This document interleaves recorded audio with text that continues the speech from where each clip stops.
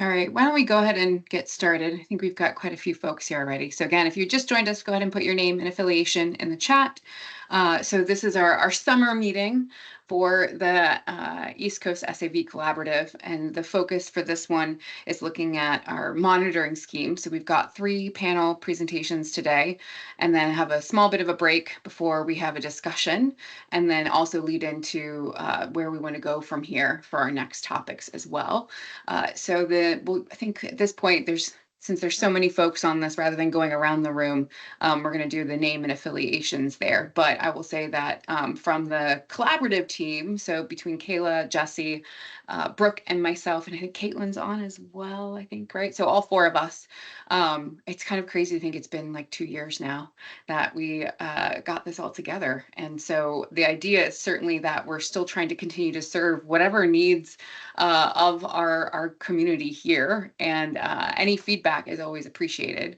And that kind of leads into some of the goals for this in the very beginning. Here is looking at the agenda, some of the business updates. So there are some new resources on the website, but we're also doing kind of a major revamp. I know Caitlin and Kaylin are working together to kind of organize things, get things a little bit easier to find and navigate through. But we also have a lot of resources on the website from our previous meetings that it's kind of time to check in to see, first and foremost, are they being useful? Is it the intent behind all of the deliverables when we first started having these meetings is to get the topics from you guys, but then also have something that comes out of it, whether it is just panel presentations, that can certainly be the deliverable, but is there something that you're finding is necessary in your work that we can kind of facilitate, since this is such a great meeting of folks from throughout the geographic distribution. Everybody can kind of weigh in on the types of work that they're doing or activities that they're seeing, and kind of the shared knowledge space. But if it's not proving useful, or if there's something that would be more useful or an update, then that's certainly something we want to pin into. And so the first one on this is the SAV regulatory database. And so let me go ahead and stop sharing briefly, and I'm going to bring up the last kind of known version of it. When you're navigating through the website, when you click on East Coast SAV deliverables, that's where a lot of our information is for any of our meetings where there was some type of product. It could be a report, it could be, in this case, the actual, call it the regulatory database. So let me share my screen again now that I have it up. Here we go. So this is something we created now towards the beginning of forming the collaborative. And in this format, what we had done is actually modeled a bit off what Brooke had done in Maryland, looking at each of the states, any types of guidance that was already published, as well as any of the specifics. So the bottom of this has each of the tabs for the states here. And so what we wanted to see first, this hasn't been updated since we first did the database itself. And it can very well be that there are no updates, which is perfectly fine, but we want to reflect that by, uploading the document with the new date on it so folks know that they're using the most useful or updated version, if that is true. So based on all the folks that are in the space, again, if you're just joining us, if you can put your name and affiliation in the chat. The goal when we created the database was that each of the steering committee members, so having a representative from each of the states, would go through and let us know if there is, I guess, how your state is doing, if there is an update on the actual regulations in place. So I can't see everybody at the same time to know, but working in order, what we wanted to do is, if there is an update that's necessary, then one of us from the facilitating team can reach out to see what exactly needs to be updated from the database to kind of hopefully make that a little bit of an easier lift for you. That being said, going down the list of steering committee members, so in North Carolina, I guess it might also be good to check and see if these people are still willing to be on the steering committee. But for anyone from North Carolina right now, Judd and Stacy were the steering committee representatives. Are you aware of any updates that might need to happen on the regulatory database? The last date of that was from 2024. Anyone from North Carolina? This is Judd. Yes. I'm not, I'm not aware of any updates, Okay. but I do think there's probably more material that can go into that. So Okay. we can work on that. Awesome. Michelle's Thank got her you. hand up.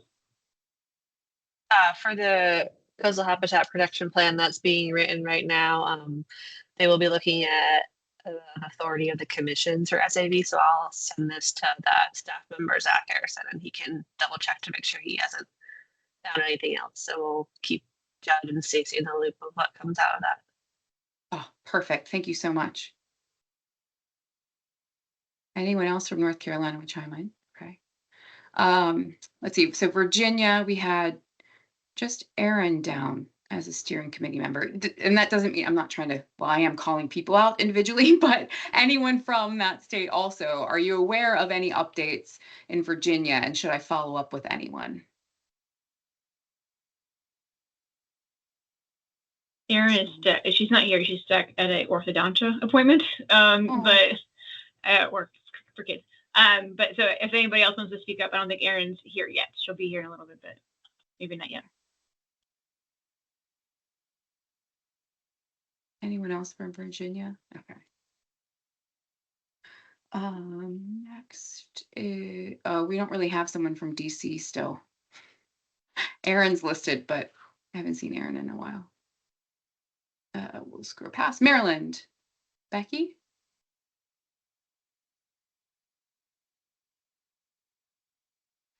Yeah, I'm happy to continue to be involved, etc. But I don't know. I kind of feel like I'm redundant to Brooke in some ways. But I do try to, you know, things from the reserve perspective I can definitely add, but nothing directly is coming to mind at the moment. Okay. Never redundant. Always a bonus. Definitely not. Delaware. Brittany, Taylor, Kayla. Any updates that are known? I think I would be maybe the most up to date on that, and we don't have anything, any updates on the regulatory front. Okay. Perfect. Pennsylvania. Is Randy on?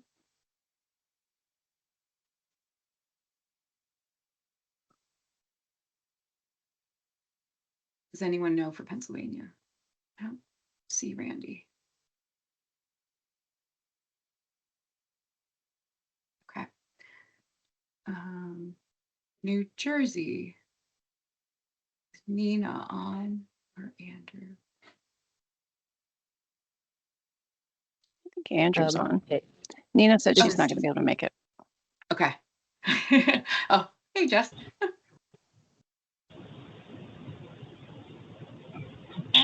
And New York. Kayla or Brad, or really anyone? New York, any regulatory updates?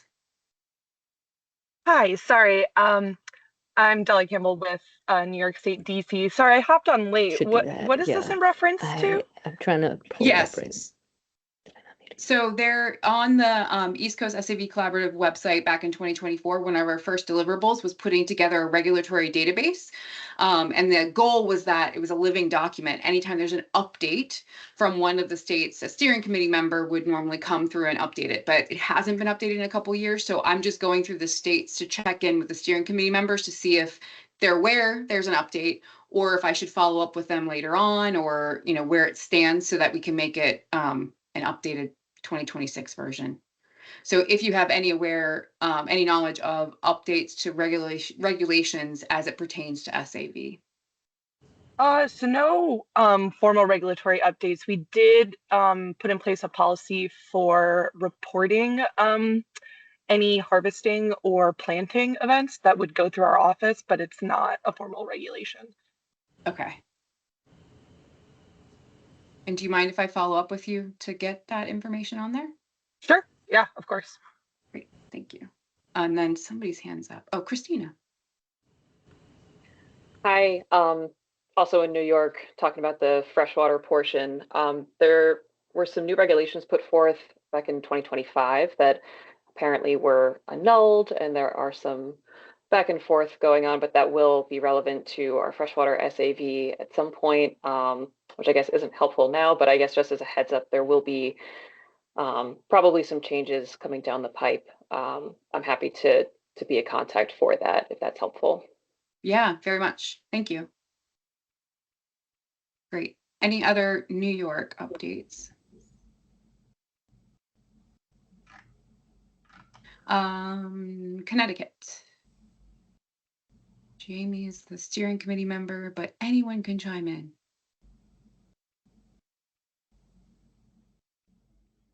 Anyone know of any updates in Connecticut? No? Okay. Next on the list, Rhode Island. No. None for Rhode Island? This is Mike Bradley in Rhode Island. Yes. Who's on your list for Rhode Island? I'm just curious. For Rhode Island. So Eric, Yeah. You're on the membership list, but we do need a second steering committee member. Right now, Eric Schneider is listed. Yeah, okay. I mean, sure, I can be a second steering committee member. That'd be fine. Okay. And are you aware if there have been any updates in the past 2 years for SAV regulations? So I would not be the right person to ask, but I can say that Rhode Island is in dire need of some updates. I don't think that any has happened. Eric would be a good person to ask. Okay. But we really need our Coastal Resources Management Council representative, because they would be the ones that actually enforce and write that. So, and I can't, that person's name would be, I can look it up, but it's on the CRMC, Rhode Island CRMC website. If you want the name, I can get it for you.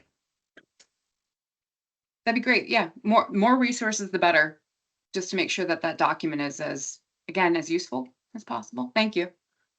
And thanks for your presentation later. Oh, you're welcome. Massachusetts, Jill and Tay and Susan. Anyone else? Any updates? Hi, everyone. Tay Evans here.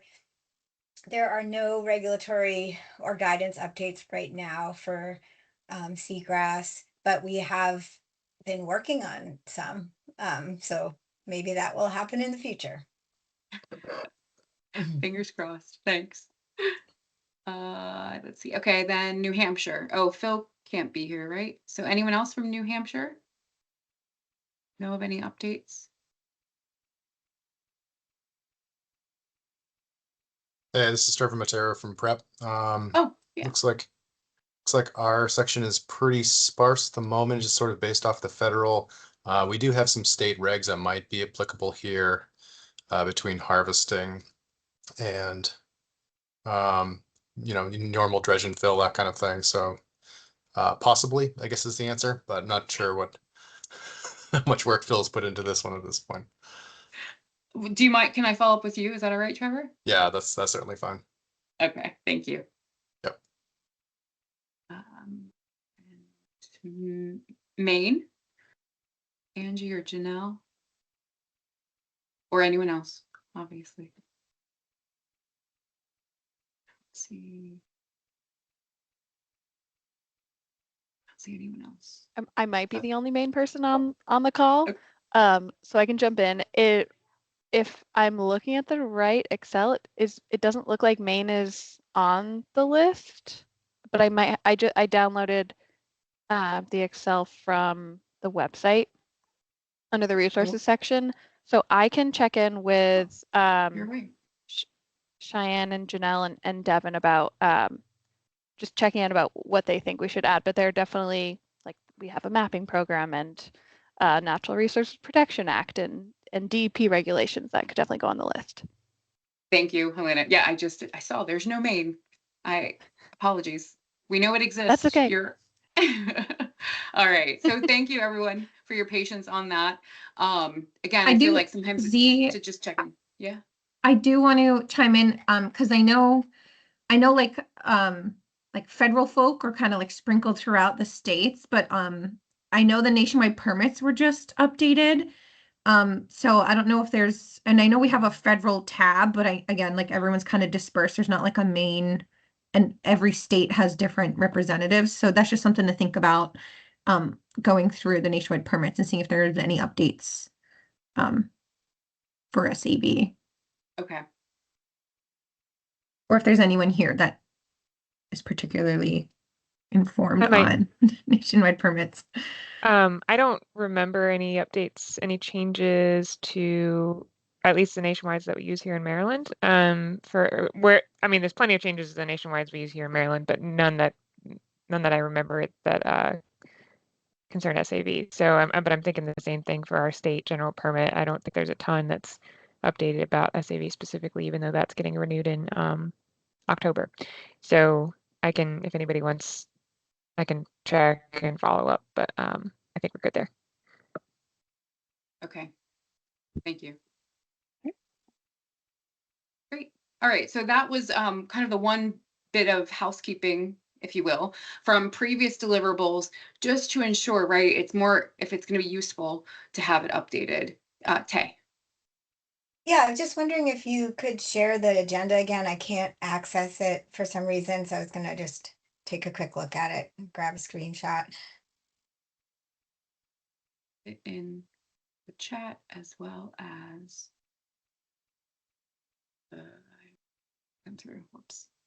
Let me just share my screen.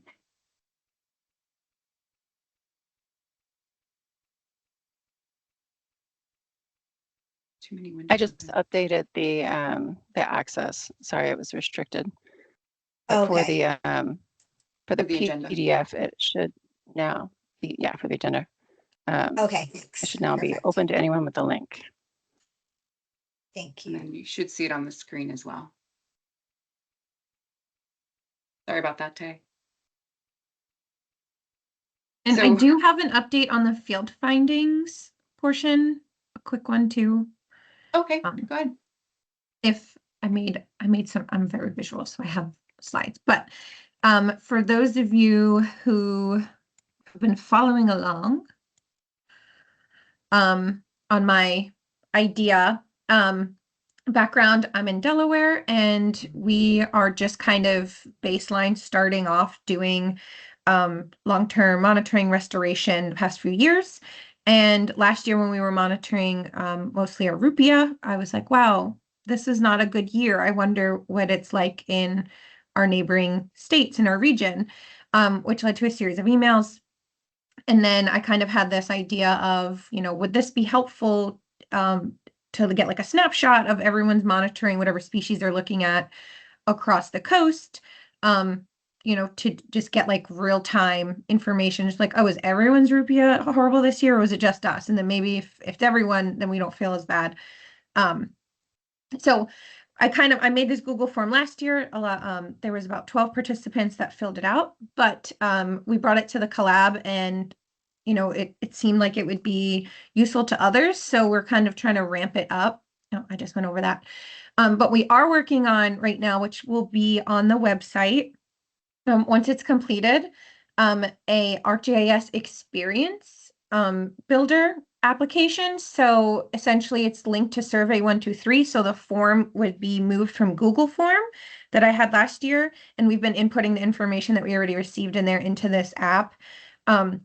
But it'll be a Survey 123 form for the collaborative, and people can go in and add their information, for multiple species.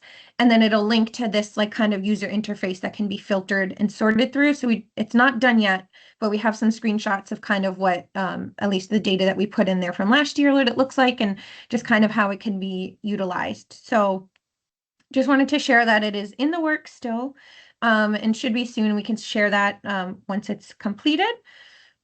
But I hope at least this will be useful. And once it's live, or in the meantime, if anyone has any like ideas or is particularly interested in kind of chatting, so Brittany Haywood from Delaware Sea Grant, who's not here today, and myself are kind of leading this and putting it together. So the survey link is live, so you can go on there and add findings. Just at the end, to view the data is not just live yet. But again, if anyone has any feedback in the meantime or wants to be, more a part of it, just let me or Brittany Haywood know. And that's all I had to share. We're excited that it's pretty, and then we can embed it into the website so everyone from the collab can use it. Great, thank you. I think it's nice to see how that like one spark of an idea and observation has grown into something hopefully super useful to everyone. So the second bit that we wanted to update, or really just to get feedback on, since we've got you all here in the space before we get to our presentations. So the other review is the SAV Meadow definition. So if you remember, we did a whole planning session about how do we define what a seagrass meadow is. So I'm going to go ahead and put that on the screen. This is found on the website again. And so we essentially created 3 different types of definitions because the 3 different breakout rooms ended up focusing on how do we define an SAV bed for monitoring purposes, management purposes, and ecological purposes. And then we created this summary definition. And this came about from the membership, from you guys and us all kind of experiencing a bit of ambiguity around how we are defining them, particularly when we're doing that either sometimes for grant operations or applications, but more so really on management side. And so we broke down the definition into the components that we all kind of came to a consensus on were the most important bits. And so that's what the summary is down at the bottom, and kind of a justification as well. So it would be this kind of document, or this definition that we've established could be something that you push back through as you're encountering anyone that might be challenging what a definition of a SAV meadow is. So I'm not, I guess, really the query is, has anyone used it? Has it been something that has been helpful in some way, shape, or form?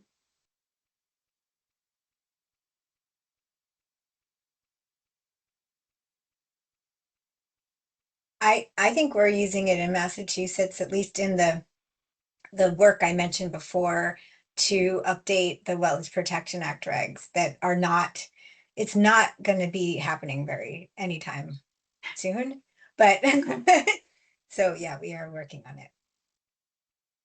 Is there anything that's lacking out of it? Have you, now that you've used it a little bit, it's serving a purpose in that regard, or does it need to be tweaked at all?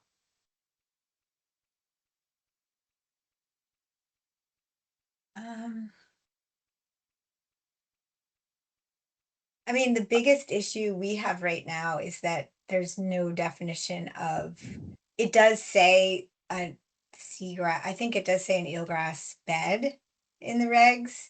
And so that's been a challenge, because what is a bed? And then people debate that all the time, is one shoot a bed. And so I think this definition will be helpful. Okay. Mike?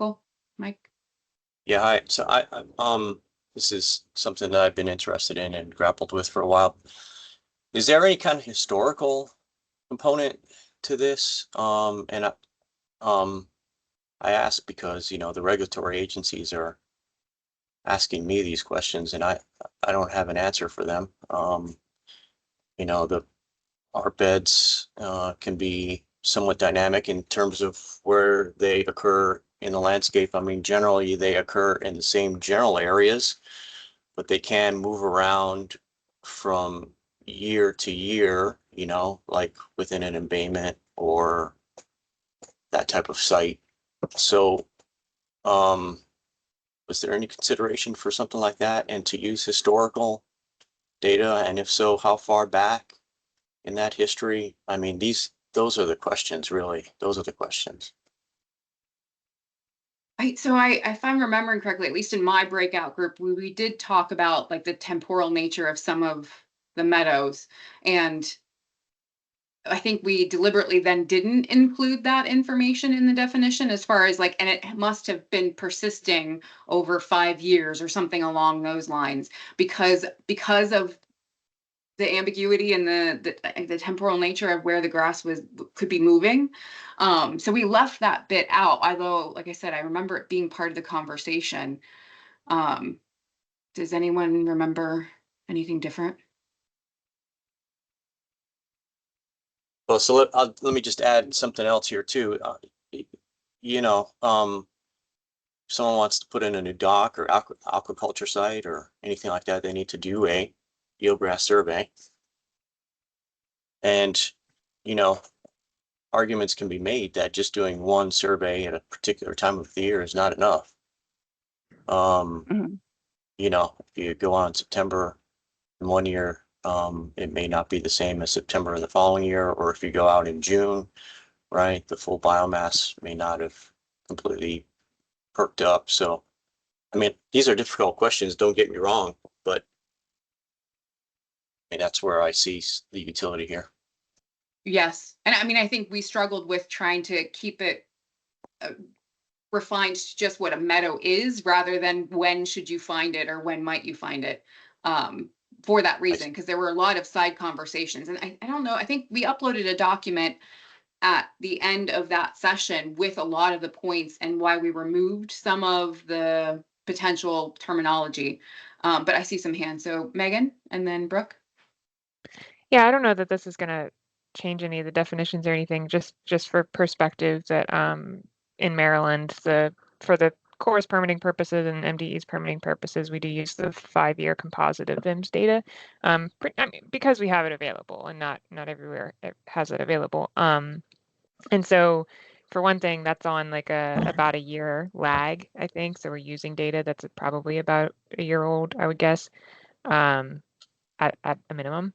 And then it's also, so if any SAV was in the area within that 5 years, it counts. So it could be 1 out of the 5 years or 5 out of the 5 years, and it's still like, that's what we're considering the SAV bed that's being impacted. So again, I'm just offering that for perspective, or, you know, just for perspective. I don't think since it's such a specific definition, I'm not sure that you know, anything here needs to be updated, but yeah. Thanks. Yeah, thank you for that, Megan. I think that was one of the examples that came up, is that in those places that have the 5 years of a composite to defer to, then it's nice to be able to add that in to a definition. But that, yeah, it is. Yeah, and it makes it hard for this purposes because that's not the same as Delaware or any other state. It's just our little weird thing in Maryland. So. Speaking of weird things in Maryland, no, just kidding, Brooke. Nice. So I was pretty much going to just say essentially the same thing, but also point out that that's kind of where we differentiated between an SAV bed and SAV habitat. So, you know, we keep in mind, like, we want to protect the SAV habitat, and that's why we use that 5-year composite, but it's not necessarily an active growing SAV bed if there's no SAV there right then. So just another thing to consider. But yeah, you want to, if you have historical data, it's definitely beneficial to include it in your, you know, regulatory considerations of where things are going to get placed and what's going to be impacted from shoreline changes. Definitely. Thanks for that. So those are the 2 updates really from documents we've previously produced. Or I mean, it kind of serves as a reminder that those resources are there if they're of interest and of use, or if there are tweaks that would be helpful. So then at the last steering committee meeting, my last bit, we then discussed, and it was suggested that a database essentially showing where different restoration activities are happening. And so this was just a way for people to know what type of activities are happening within the East Coast SAV Collaborative. Very low investment of time, hopefully, but under the same format as the like drop-down menus in an Excel document. Very simple, posted so that it can be a living document. Anyone can then access it from the collaborative and see, oh, hey, I'm interested in doing a certain type of restoration activity. And so let me share with you one last thing. So this is the draft version that we have of this database.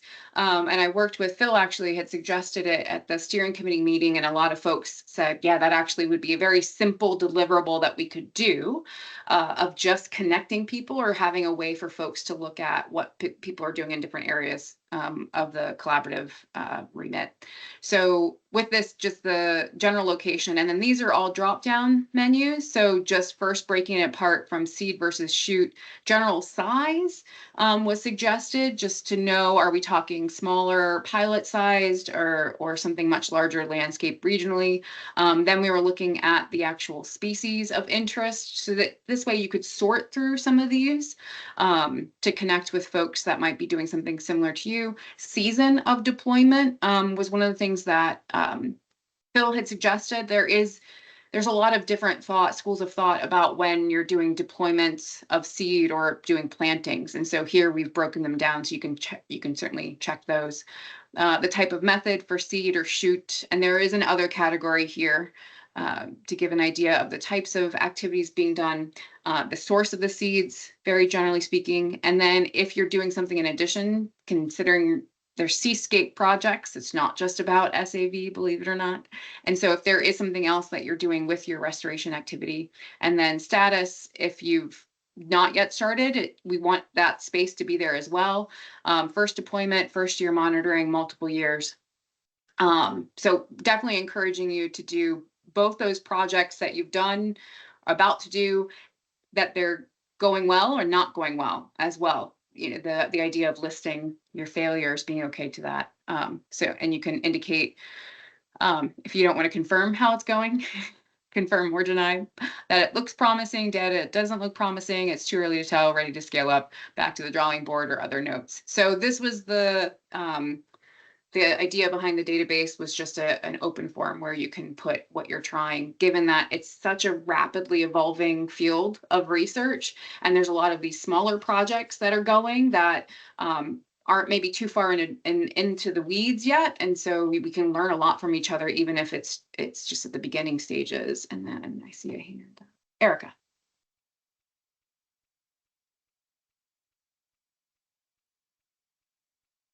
I can't hear you. What about now? There we go. Very good. Okay. This is great. One question. Most of the Maryland-based restorations have multiple coordinates. So we normally do it within like a triangle or some sort of polygon shape. So we would have multiple sets of lat longs. Is that something that could be easily added to this existing spreadsheet? Or even another idea, given Kayla's awesome survey 123, maybe we could adapt the existing survey or create another survey to tell us your restoration efforts, tell us about them, input your polygon shape file here. I mean, if that's the level of detail that folks would like, we kept the restoration location just very generic because we didn't want people to feel this was too onerous to have to go and upload anything. And that's why these were all drop boxes, just rapid fire, just list whatever you're going to call your site. So it could be Chesapeake Bay North and East and whatever names you might give them, so that if somebody saw, hey, they're doing this particular technique in the season, I might be doing that as well. I would like to ask them a question. It would at least be a jumping off point. The idea wasn't for it to be, too intense of an activity, so that the hope is that more people would be willing to put some information on there. Gotcha, that makes sense. Thanks for expanding on that. I bring that up specificity wise because I'm working on, creating a tool internally at DNR to have efforts of our restorations mapped, along with spatial delineation of which areas have been successful, which ones have not been so successful, and then therein trying to define what success means. So anyway, thanks. Yeah, how's it going is a very loose thing rather than success and failure, because that whole sticky wicket to unpack if we wanted. But so yes, thank you. So we'll see this come out then from our steering committee. The idea is that, anyone will send out the link after the meeting so that you can update this yourself. But similar to how we just did for the database, is just this push to these things are useful if people are putting their information in. So we want to make sure that it's going to be useful, that it is something that you still want, and that it's in a format that you wouldn't find too onerous to actually move with. So feel free also to put some feedback in the chat or chat with any of us afterwards. I'm happy to chat with anyone about their concerns or issues. So that being said, I apologize, gone over a bit. I'm going to kick this over to Brooke, who is going to introduce our panel. Hi, thanks, Z. Good to see so many of you here this morning. We always appreciate your time and interest in participating in these meetings. And we particularly appreciate those that we invited to present during this one. Thanks for showing up and agreeing to talk about what you're working on. So the way our panels generally work is that we have 3 presentations, and I've given about half an hour for each presentation. So I think most of you, I don't know, you might not use that much time. If you're open to questions during your presentation or directly afterwards, we might have a little bit of time for that, but we're not going to get into the big discussion until after our break, and that'll start about noon, and when we actually open the floor to talk about everything that was presented today. So if you have a short contained question, feel free to raise your hand. We can deal with that during the presentations, but otherwise we'll talk about it all later. So our first presenter of the day is going to be Mike Bradley. So Mike, take it away. Do you know how to share in Teams? I see the share button. I'm hoping that share button works. I think it should. Here's hoping. Sometimes it does, sometimes it doesn't. But, and then Mike, you're with University of Rhode Island, is that right? Yeah, yes. I will give a little short introduction about myself here. Yeah, thank you for having me and having me present for the East Coast Collaborative. I'm relatively new to this group, so I'm excited to participate more. Let me share my screen here. There. All right, are people seeing this now? Nodding? Yes. Great. All right. So again, thanks again. This is a topic, Tier 1 mapping and monitoring is a topic that's been near and dear to my heart for a number of years. I am a GIS analyst at the University of Rhode Island. I have been leading the eelgrass statewide mapping projects for Rhode Island.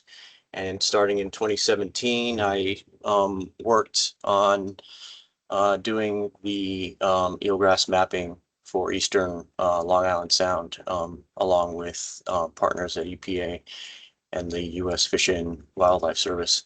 During your discussion about restoration, it became I wanted to make it clear here that these methods and techniques, I think this is an important point, are specifically designed, I will say, for mapping and monitoring eelgrass, I'll say in its natural habitat. So we're not talking about monitoring post restoration here, and I actually think that that's an important point to make here. So again, I have been doing this type of work for a little over 20 years now, and I've learned a lot in doing these surveys in Rhode Island and in Eastern Long Island Sound. To give you a little perspective, that encompasses about 3,000 acres of eelgrass. Eelgrass is the main species of submerged aquatic vegetation we have in Rhode Island and in Eastern Long Island Sound. There are some small pockets of widgeon grass here and there, but primarily it is all eelgrass that we're after and that we're mapping. The platforms that I am talking about in terms of remote sensing are an aerial-based platform where we have a manned aircraft flying at about 16,000 feet, taking aerial photography. Back in the day, back in 2006, these were framed stills, right, that were printed and then scanned. We have come a long way since 2006. Right now, these are push broom sensors that go directly to a digital format. Over the past couple of years, again, I've been lucky to work with EPA and U.S. Fish and Wildlife on a program on a study that we called the intercomparison study, where we collected imagery using several different platforms and did a very general classification about and comparison about the types of data that were resulting from each platform, the types of interpretations, and the types of metrics that can be measured from each. So this presentation will talk a little bit and touch on some of those things. And the main goal of that intercomparison study was then to develop a comprehensive monitoring plan for Long Island Sound eelgrass. And I wanted to mention that an often overlooked component of all geospatial technology is GPS, or the Global Navigation Satellite System. GPS comes in a lot of different forms, a lot of different accuracies as well. This picture is of a RTK device. A lot of people use those letters, and RTK has been around for a while. It's a survey grade device, but you know, it's important to keep in mind the different accuracies of different types of GPS receivers that we might utilize. Okay, so like I said, I've been at this for a while, and I thought that maybe a fun and maybe concise way to go through some of my lessons learned is using a top 10 list from one of my favorite late night show host, David Letterman. I know I'm dating myself with this. Some of you I know on this call remember David Letterman, right? Stephen Colbert took over after him. So in honor of David Letterman and of Stephen Colbert, here are my top 10 lessons learned after 20 some odd years of doing this type of work. Number 10, for the aerial photo acquisition. So this is a manned aircraft flying at 16,000 feet. It's important to work closely with your photogrammetric contractor. Okay, I am in constant communication with that firm about when they're going to fly. I have been involved in the beginning, the acquisition, and in the delivery of all of these products, and it's vital to be involved in every step of the way here. I know that in the Chesapeake, a lot of that acquisition was done in-house, which is great. But up here in Rhode Island, we have always worked with a photogrammetric vendor, and we have utilized, to, I will say, great success, geospatial contracting programs at NOAA and at USGS to do that. What's great about working with them is that they're the ones that submit the task order. They're the ones that are responsible for making sure that the vendor is holding up their end of the bargain. They're responsible for negotiating the cost. So utilize the contract vehicles that are made available to you at USGS and at NOAA. One critical part, I think, is to do the field work during the same year that the aerial photography is taken. Some of these lessons learned are probably obvious, but back in 2006, it wasn't really the case. Many people were taking the photography and then, doing the field work in the following year. So one of the advantages of working closely with the contractor is that you can write into the scope of work that draft orthophotography is to be delivered in time for some field work. And so I always write that into my draft specifications. So I get draft ortho imagery that I can take out in the field and do some mapping in August and September. Get to know your weather. I'll talk about this a little bit more later on, but you want to know when it's a good time to get up and take images. And it's important to keep track of these contractors. You know, they will say yes to these projects because they'll never say no. But you got to keep tabs on them. There has been more than one occasion where these folks have missed opportunities to get up and take pictures. And to me, there's just no room for that. You know, we're talking about slim windows here to take this imagery. We're taking the imagery, just to back up here maybe a little bit, we're taking the imagery at low tide, low sun angle, and low wind. Okay, so those three things all have to come together, and there's just no room, right, to be missing acquisition windows. And so you want to call them out if they miss an acquisition window, and I've had to do that on a number of occasions. Okay, number 7, it's critical to have accurate field points in the field, along with benthic habitat interpretation, and especially here in the Deepwater Edge. In Rhode Island and in eastern Long Island Sound, we have eelgrass that grows, you know, at depth, 20 feet depth or so. And so that Deepwater Edge is not always visible in the photography. So it's critical to have an idea if you want to include the acreage at Deepwater Edge. Recently, we have had the capability now to record our video. Our main workhorse, and I'll get into this when we do our field work, is an underwater video camera. And up until a few years ago, I wasn't recording all the video that we were out and collecting. And so recording the video, if you have a digital recording device, is critical. Then the problem is what do you do with all that video? So we were able to create a custom script to help us convert that video into a GIS point file, and I'll talk a little bit about that.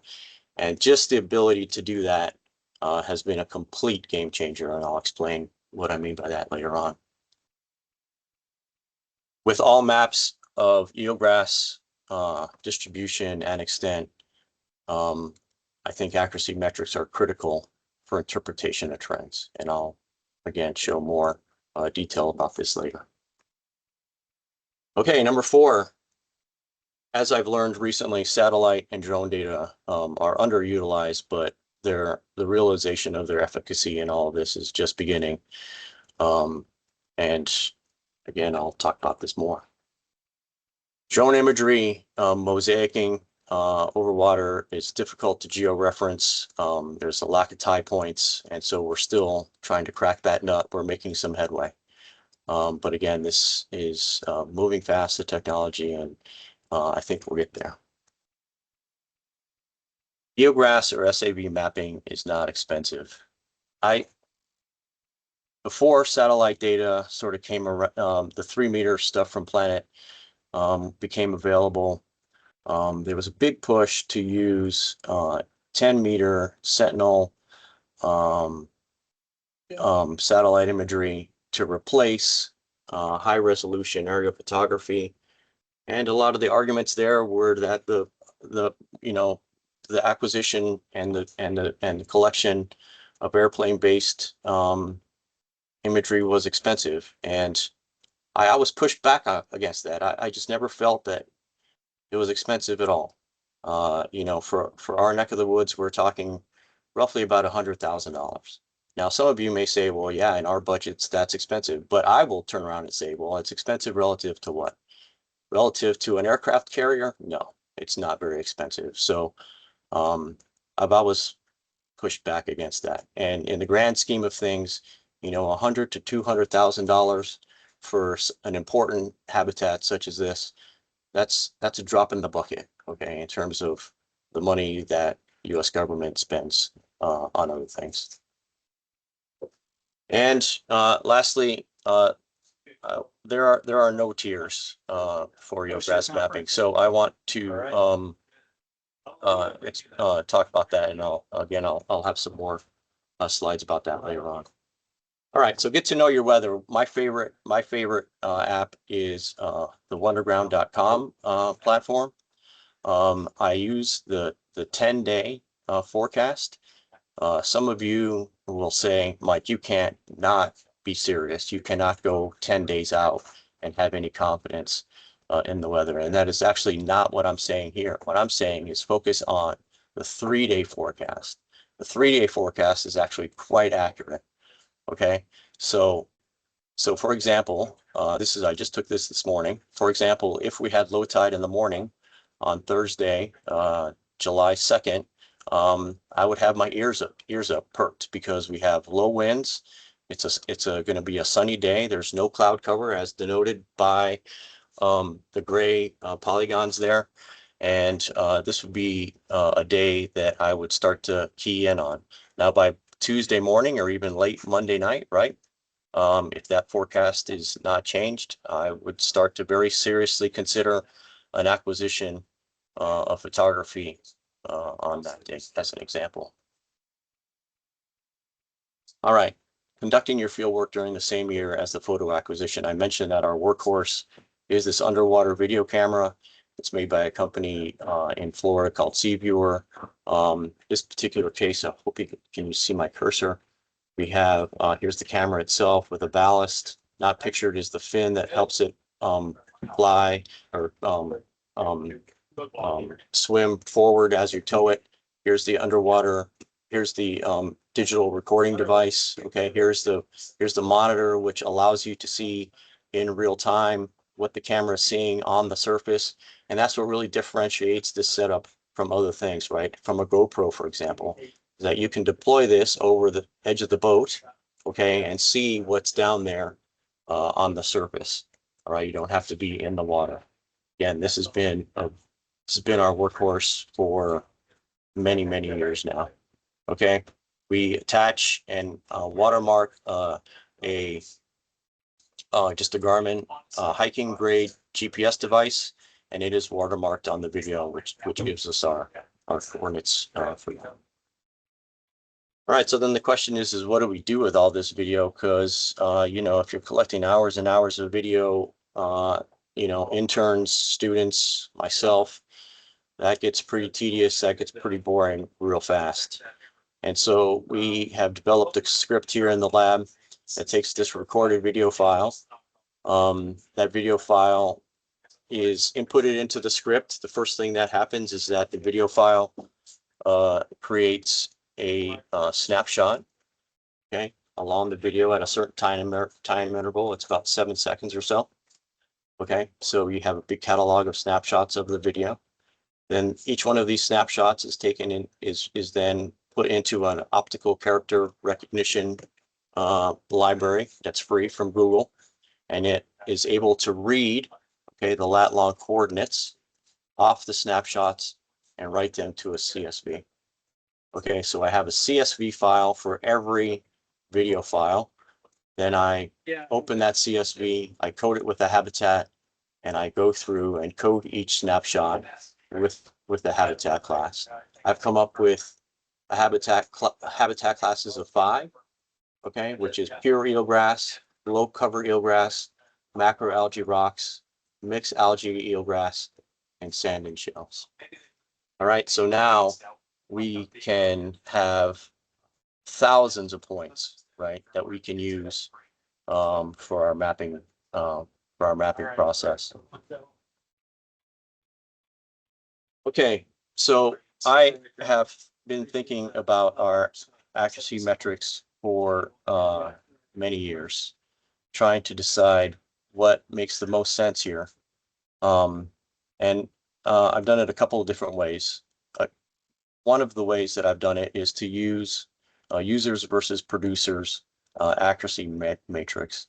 And the large number of now field points that are available to me as a result of that script has really been key for the ability to use this matrix. But essentially what it does is I overlay, okay, my mapped polygons with sometimes a subset, sometimes all of them, depends on the year, depends on the project, of each individual point. So so here, for example, these are points, okay, that overlay when I took those video points, I overlaid those points and they overlaid on my polygons that I have mapped as eelgrass.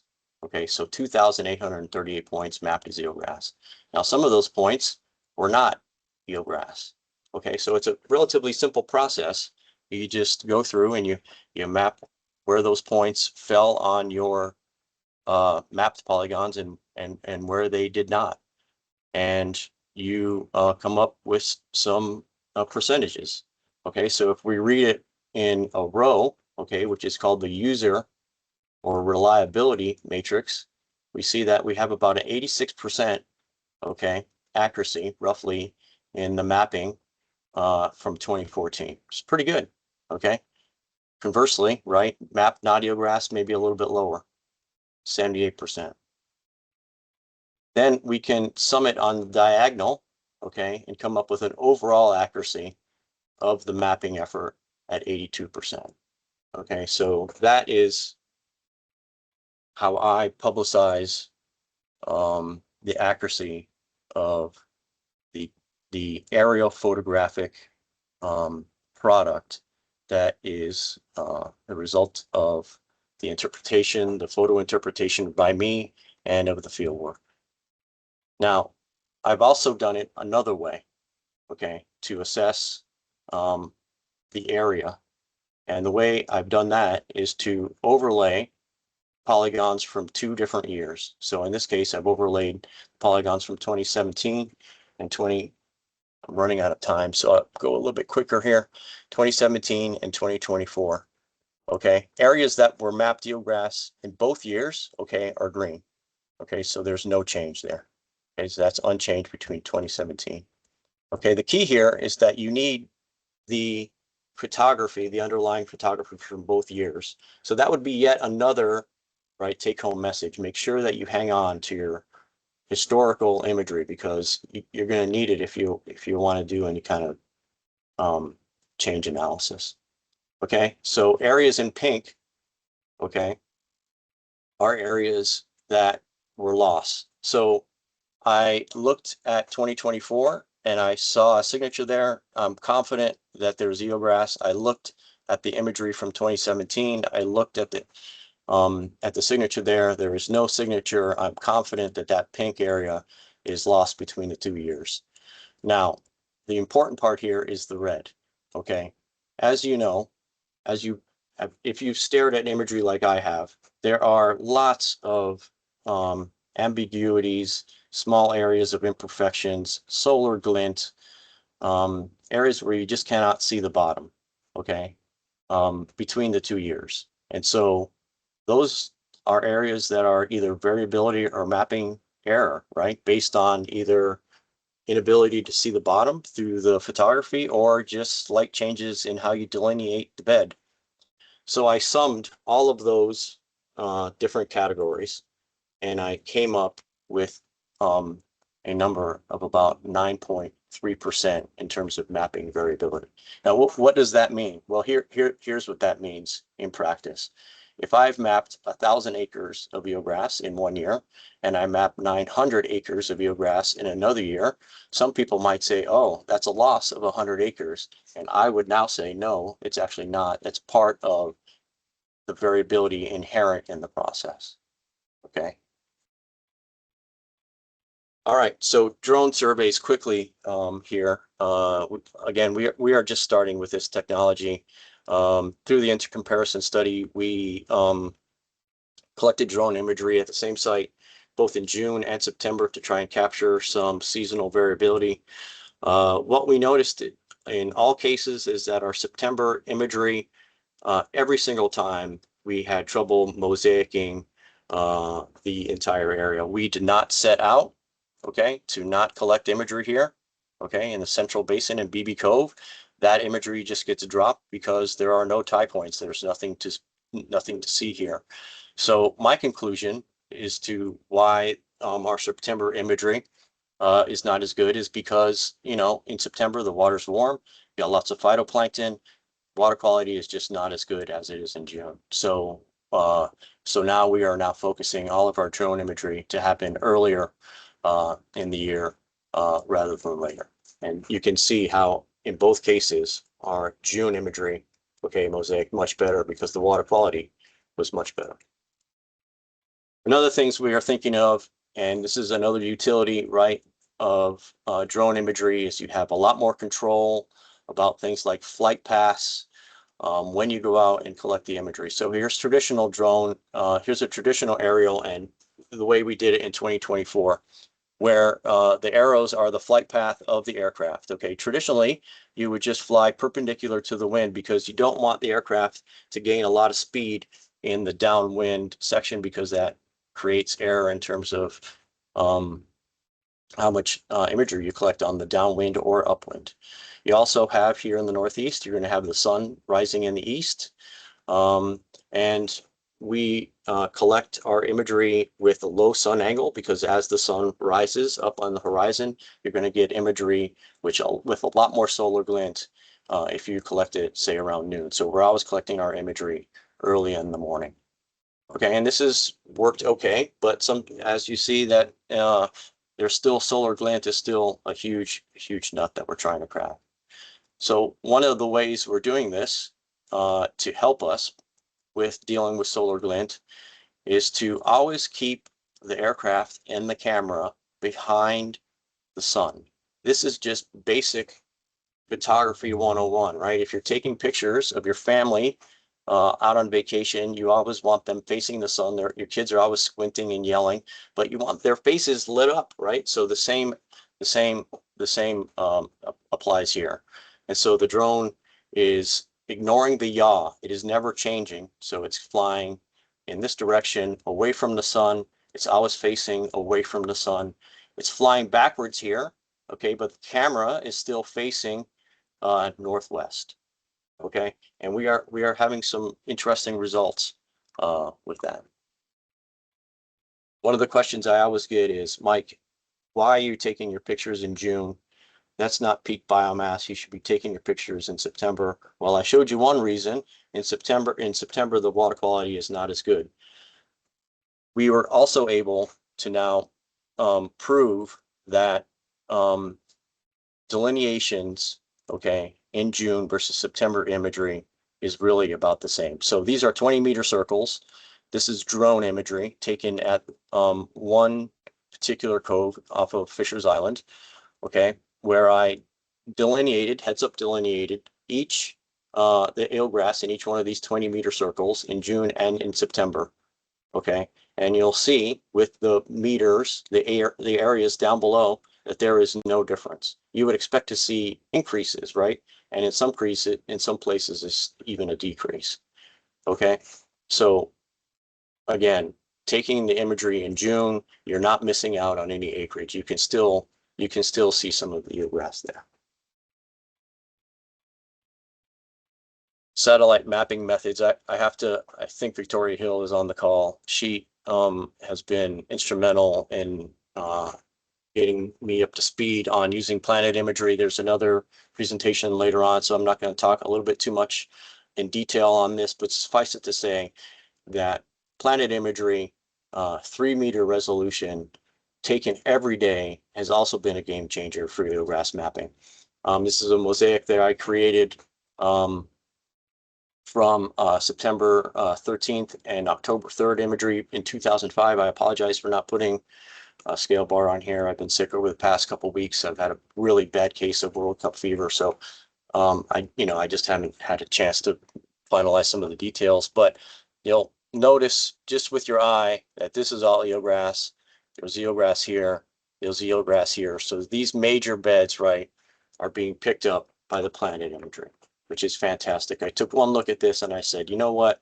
Planet imagery is absolutely going to be useful for mapping. Hey, Mike, you've got about 5 minutes. Okay, yeah, I will go quickly here. We added to the 8-band imagery some topography image, some topography data. So to create a composite of a 9-band image. And one of the neat things that we were able to do is that we were overlay all of our video points on that topography to get a nice bell-shaped curve showing the depth on distribution within Long Island Sound. And this also enabled me to clip then the area of interest where the image classification is only going to happen in Long Island Sound to 0 and 17 feet. So again, we created a composite of 9 bands, the 8 bands from the planet and 1 band of the depth. And we fed that into an image classification within ArcGIS, and we use the support vector machine model to do that. There are no tiers, okay? I think it's time to reevaluate Nichols et al. 2012. It's been difficult. Tier 2 has been almost impossible, really. We've had a little bit more success with some of our dive surveys. You know, there's just too much spatial variability in some of my tier 2 stuff. The tiered approach only works consistently if you're standardized in 1 year for 1 year. There's been no, as far as I could tell, please correct me if I'm wrong, there's been no centralized area that brings together all of these tiers. I have not seen it. Please correct me if I'm wrong. Most of these mapping and monitoring programs only focus on tier 1. Well, if you're only tier 1, there are no other tiers, so you might as well just call it something else. Okay, so in Long Island Sound, we focused our plan on just aerial, satellite, drone, and diver surveys. We thought a lot about our monitoring plan frequency, so we're going to do our drone and aerial and our drone and our satellite mapping every year because those data are readily available. We're going to do our aerial mapping every 3 years, which coincides nicely to when we see some marine heat waves growing during the June and summer months. And finally, here is a couple of tables summarizing our intercomparison results. Obviously, I don't have time to go through it now. So hopefully the presentation will be made available on the website or somewhere, or I can happily share this with you. There is a report that I can share with you also. Thank you. I'm sorry I went over time. No, don't worry about it. We started you a little bit late, so that's quite all right. And we are right on 30 minutes now. So excellent presentation. Some of the comments were fighting words in terms of, let's the go. tiers, but I think that'll yield a lively conversation later. So yes, absolutely. We'll talk about it later, but great presentation. I'm really glad to see that you're using satellite and it's working well for you. And with that, we will move on to Jill Carr and Tay Evans. They are also up in the Northeast, mapping some eelgrass. Tay, Jill, are you all on and ready to go? Yes, thank you. I'm going to start and then Jill will take over. But thanks, everybody. Great to see you all. And Mike, that was so interesting. And I loved hearing, I have many, many questions I'd love to connect with you about, particularly that script for analyzing the video. Yeah, very cool. And I was happy to hear that there's some things that we do that are similar. So that's good. Yeah, so I'm going to talk about our mapping, our tier 1 or our mapping program at Mass DEP. And yes, it has been 30 plus years of mapping eelgrass from Mass DEP. We have a great time series of data. Initially, it was done with, analog methods with a stereoscope, collecting images, and then manually delineating where the grass was on that image, and then, putting points where there was uncertainty and defining the edge, etc., and then heading into the field. This is Mike McHugh, who had the job before me a few years ago, and before him was Charlie Costello of the famous Costello and Kenworthy paper, which, Judd, I wonder if you're one of these guys here on the picture. I don't know. I don't know if one of these guys is Charlie. I'm not sure, but turns out that the methods are really pretty similar, other than that analog. Now we do digital. We use our field maps. But other than that, like we're collecting our field data very similar way. Now it's color. Hey, Tay. We Yeah. don't see your screen. We don't see your screen if you're sharing. Oh my gosh, you haven't been seeing my screen the whole time. I'm so sorry. Thank you for letting me know that. Sorry about that. Sheesh. Thank you for stopping me. Okay, so this was my intro slide. And then I moved, oh yeah. Okay, so yeah, 30 years of mapping with the analog stereoscope, and the picture here, I don't know who these people are, but this was a while back, and I was That's mentioning me. Charlie That's Costello. Is me it and you? Chuck That's what I on the thought. on the left, and that's Chuck Gallegos on the right. Oh, so that's you and Chuck. Okay, but not Charlie. But that's great. I'm glad I captured you in a picture. Yeah, I know you were really involved and worked with Charlie Costello during those years. So yeah, now, like I said, similar methods, but obviously more digital. And okay, so we contract with NV5, and typically we have had a agreement with NOAA that does the contracting, like Mike mentioned. But given the climate in the past couple of years, they weren't able to enter into a contract with us. So we had to go on our own with NV5. And we've done that last year and then this year again. We're hoping to be working with NOAA again next year. But so basically they take images from the airplane, very specific conditions we're looking for, low turbidity, within 2 hours of low tide, low wind, less than 10 miles per hour, and a specific sun angle and very low clouds. And so as you can imagine, it's very hard to find these windows. And as Mike said in his last talk, you do have to stay on the contractors. I had to learn that the hard way last year when we didn't have NOAA working with us, and I was working directly with the contractors and the pilots, and they did miss a lot of good windows. And it was like, oh my gosh, one was 4th of July, and that's why they missed it. No one was around. But it makes a huge difference. We are so happy that this year we got our images in May. So we're rolling and they look really good. But yeah, it can be really challenging. So as I said, 30 plus years, our first phase was 1994 to 1996, actually. And then there were additional phases that were at specific areas. So maybe you could call them partial mapping of the whole state. But now we've gotten into this flow of separating Massachusetts into 4 sections. And that started in 2019. And that was phase 6 that was completed in 2023. That complete state mapping is available on MassGIS now. Now we're into phase 7. We've got 2024 and 2025 under our belts. And obviously we're about to jump into the field next week or so for 2026. And that will be in the Cape Cod Bay area. So it's 1, 2, 3, 4. And okay, so what happens when we talk with the contractors? They, like Mike was also saying, like, you really have to look at the weather, but the tidal stages and so tide gauges in your area of interest are really important.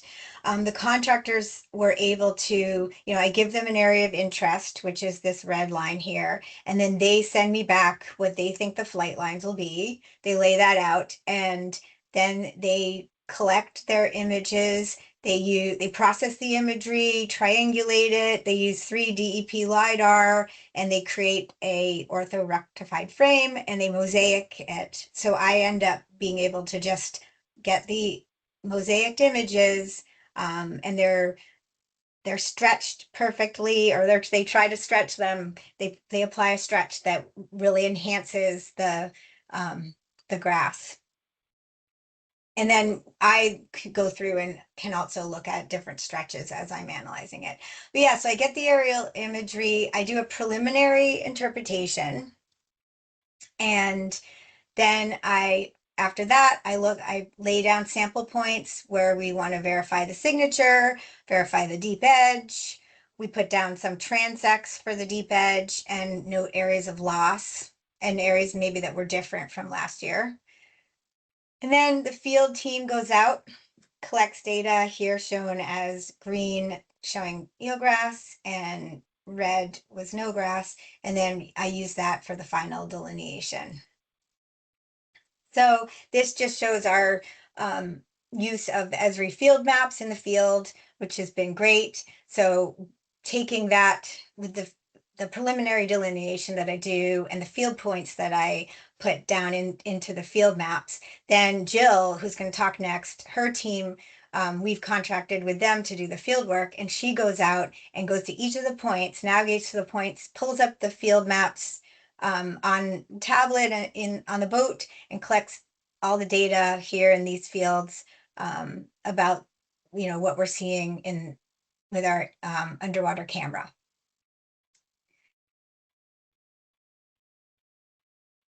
And that's very helpful because there are some times when like I was saying before, in some cases the imagery isn't as good as you wish that it had been, and you're using all the ancillary data that you can find to try to figure out what the delineation is. And so the images that you can pull up are really, really useful. The fieldwork is absolutely essential.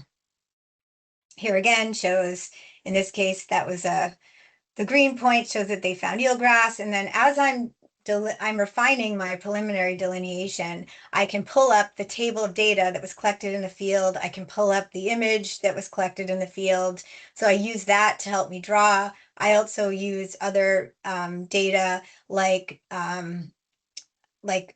just other imagery, past delineation, the NOAA charts to look at the depth contour that eelgrass may be running along, and any other anecdotal information. I use all of that to inform how I'm going to draw the line. However, the authoritative source is the imagery in this mapping product, which is it's remote sensing. That's what we're doing. We have to be able to see it and confirm it in the map. Okay, so based on all those challenges, we wanted to see if there were better methods out there to help us, assist us in our image analysis and delineations. So we did a pilot object-based image analysis method. We also worked with NV5 to do this semi-audit automated delineation. And so what that meant was that we had our aerial imagery, and we used eCognition. They used eCognition, and what that does is segment it into image objects based on the spectral quality of the object, based on what is next to that object. So it breaks it up into a whole bunch of puzzle pieces. And then from there, the image objects that you then have to manually decide that these specific objects, you're going to flip those and call those eelgrass, and those are sand, and those are whatever, however you want to classify it. And once it's classified, then you can go ahead and merge that, export it, merge it, and create a final eelgrass delineation polygon that you can, import into ArcGIS. So the point of this, it was a very interesting process. There was still a lot of manual interpretation that was necessary, and all data that is available to you does still need to be used in order to classify the segmented image objects correctly.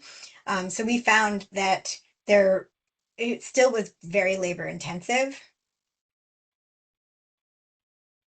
So what we did a quick comparison, and in the area that we looked at, the object-based image analysis, eCognition, it mapped 36% more acres of eelgrass, and this was using the same field ground truthing data that a manual mapper used. there were many more errors. Well, there are errors of commission and omission. So it did completely exclude some eelgrass, and it included a lot more areas of algae and rocks. I just show this cortophyllum here as one example, something that's always tripping us up when we're doing it. But we, at the human eye, the more you do it, you kind of get used to what the signature is. I don't think that in this case, the eCognition algorithm was tuned well enough. And so it was capturing a lot more that was rocks and algae. So therefore, you don't totally need another pass through with a person. I think in the end of the day, the object-based image analysis is a useful tool to create a preliminary polygon. If you don't have 30 years of data like we have in MASS, it would be a useful way to capture the spectral qualities of the shoreline that might be eelgrass that you could then hone in and look at. It also could be really useful in a QA process. So after you've done your delineation, you could run the eCognition to make sure you've looked at all the areas. But I don't think, at least this point, we can't rely on it. And for Massachusetts, because we have this long time series, it's too costly and it's not useful for us yet. So that's my conclusion for OBIA. So I guess I just threw in this chart to show you where we are right now in Massachusetts, at least for the end of phase 6, the 2023 data show the 52% loss. Although I did like how Mike mentioned that it's not necessarily loss when you compare phase 1, 1995 to phase 6. There was a lot of changes in methodology, as much as we tried to keep the methods similar. There's still changes in methodology, there's changes in the photo interpreter, and so some of that error may not necessarily be loss. How are the eelgrass maps and data used in Massachusetts? Well, DEP, the initial reason why we're even doing the mapping is because our watershed planning program uses it for the Clean Water Act determining the use classifications for water bodies. We also use it in our Wetlands Protection Act review as a guide. It's not a regulatory line, but it's used as a guide. So people will first check there if they want to build their pier and see how, if any eelgrass was mapped. And that's how other state agencies and federal agencies use it as well in environmental review. Also, scientists are using it for eelgrass restoration, site status assessments, research studies, and for our Mass Ocean Plan. The Mass DEP eelgrass mapping is used plus a buffer in the ocean plan. And that actually our ocean plan uses all eelgrass ever mapped plus a buffer. And yeah, that's about it.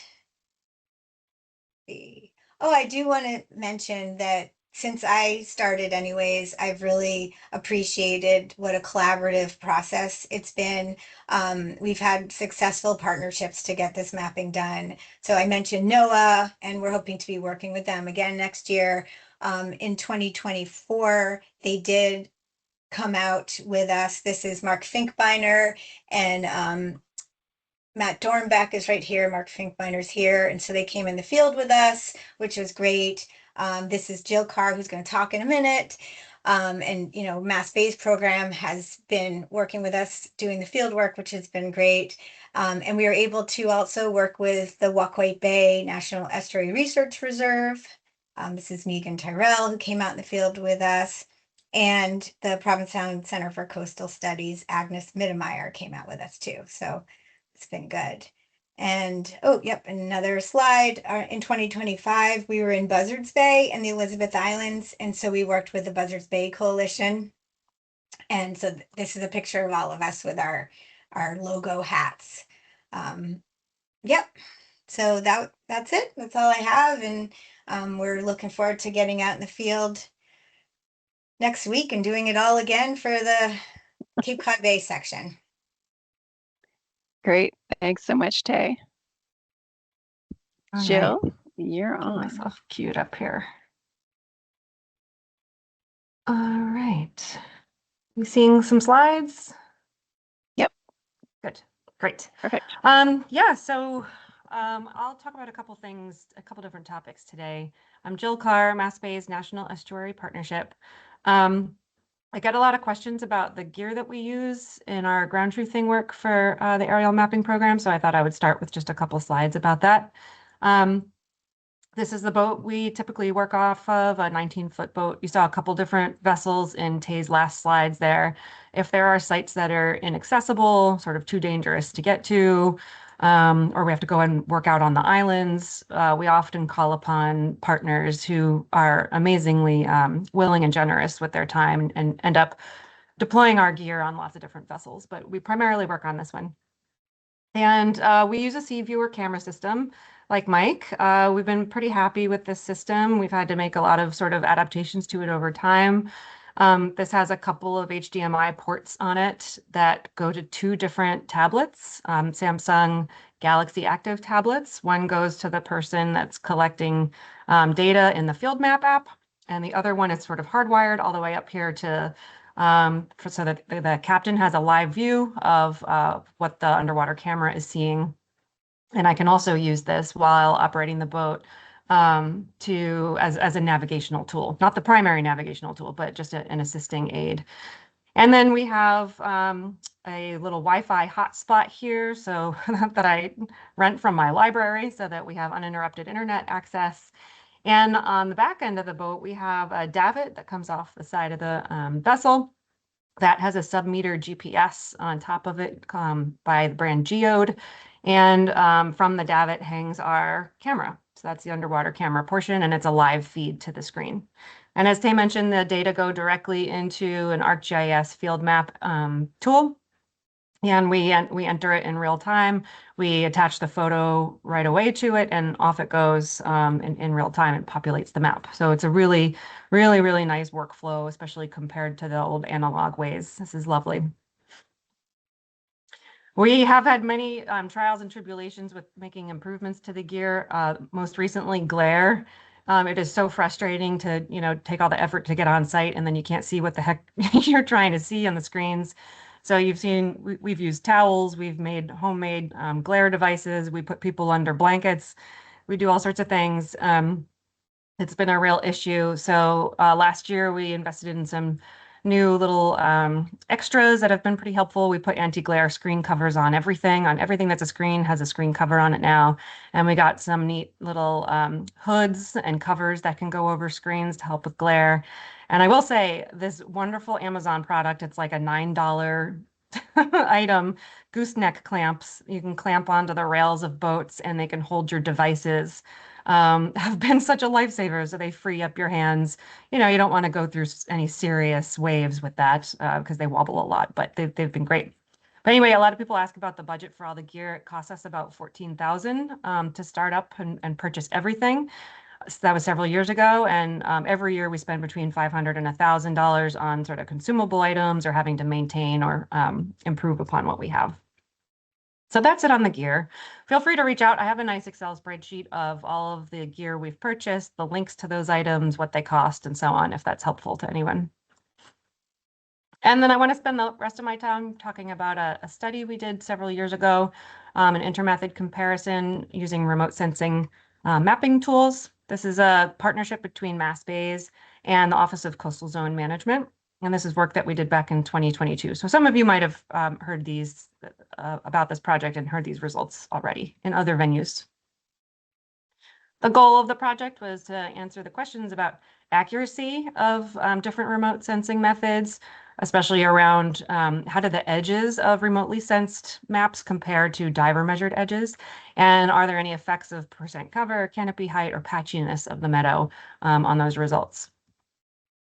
We studied 5 different eelgrass meadows in Massachusetts on either side of Boston in 2022, and we did semi-synchronous imagery collection over the course of about 3 weeks. We collected all of those remote sensing imagery sources at all 5 sites. So it was quite an intensive field effort. And then also conducted underwater photo ground truthing and diver transects in that same 3 or 4 week period. Satellite imagery was sourced from Planet SuperDove satellites. This is 3-meter resolution. Sounds like this is what Mike was using as well, which is nice to see that consistency. And we acquired these through the NASA Commercial SmallSat program.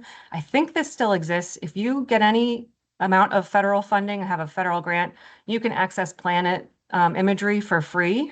You do have to apply for it and get some login credentials, but it's free satellite imagery, which is great. Otherwise, it would be pretty costly. And then the airplane imagery was sourced from MassDEP as part of their long-term program. That's 25 centimeter pixel resolution. Drone imagery was acquired with a DJI Phantom. That's about 3 centimeter pixel resolution. And we use Drone Deploy to process and mosaic the imagery. And then we ran side scan sonar using a Humminbird Helix 9. That's actually a fish finder. I know there are more advanced ways of using side scan sonar for eelgrass mapping, but this is actually what is most commonly used in Massachusetts. It's just very easy to deploy. It's cheap, kind of checks all those boxes.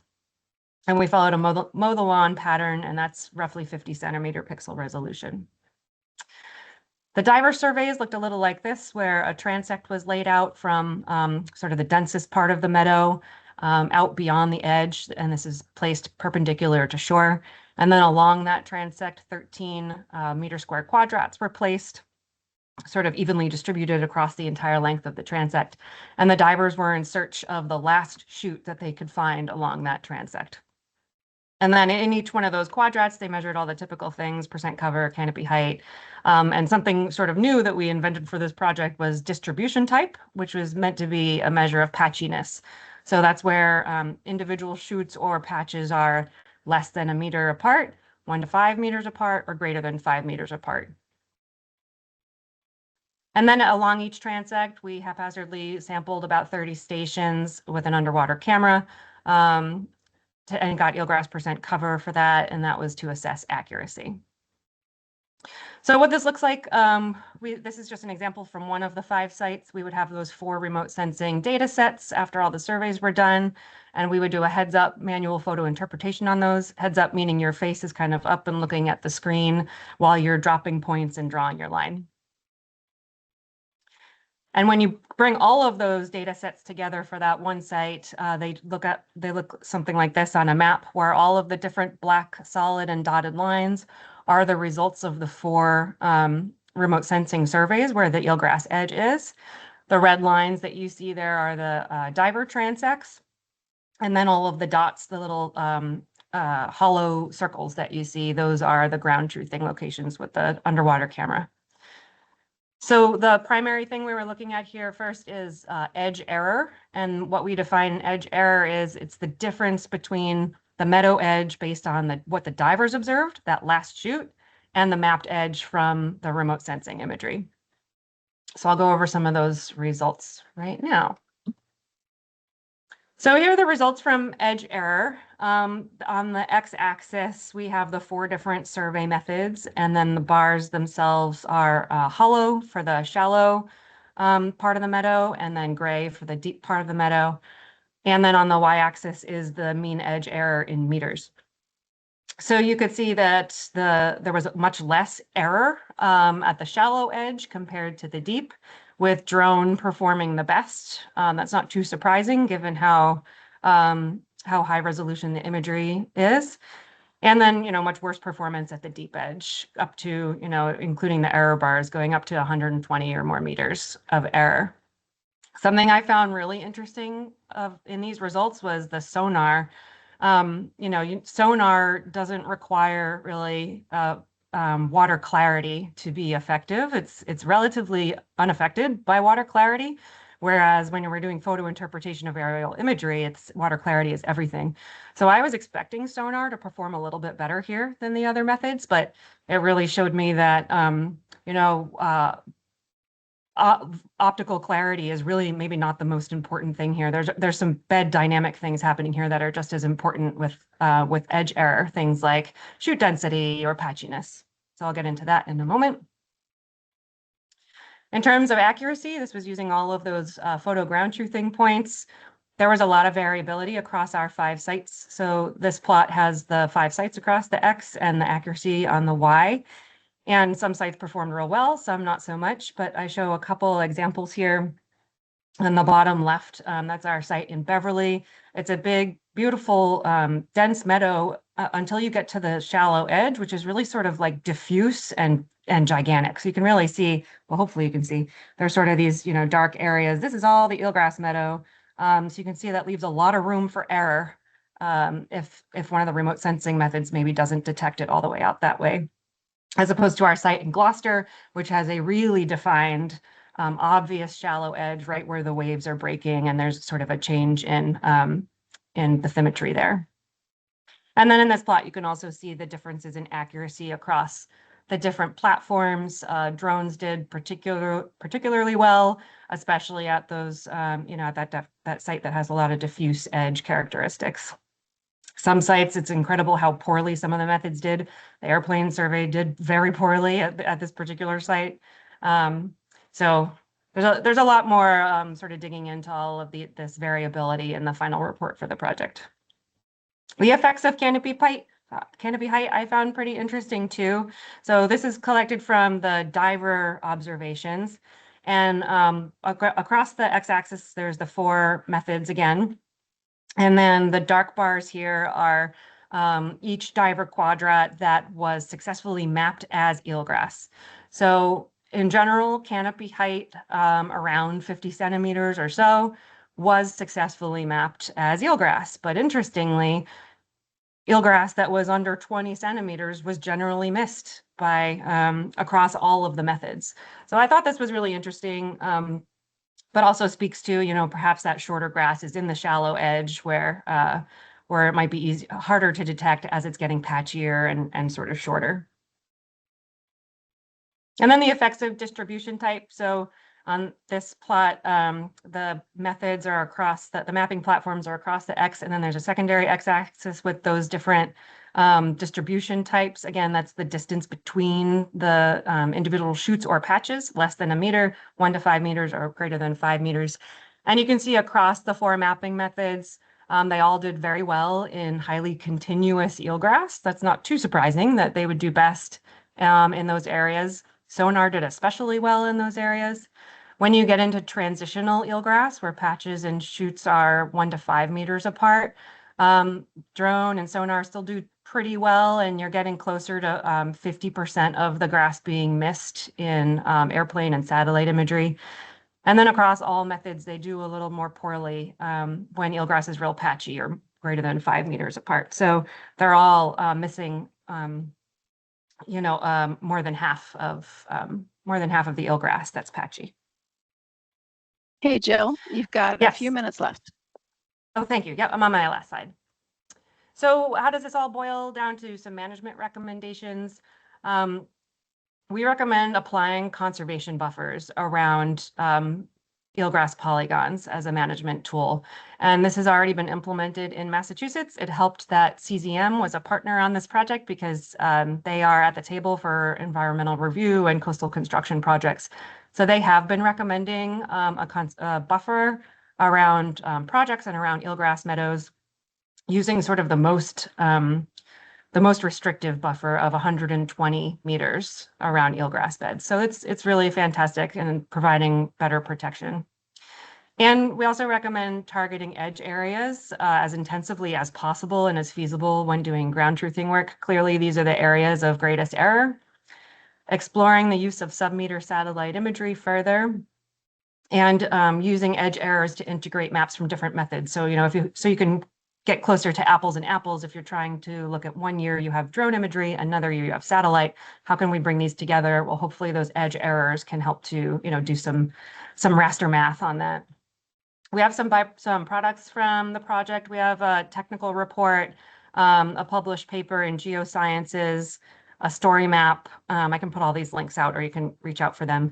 And we also have a QAP if you're getting involved in a eelgrass mapping project using any of the 4 methods that I described here. You're welcome to our QAP to steal from it what you need. If you've never heard that before, it's a quality assurance project plan that's usually required with EPA funding and some other federal funding.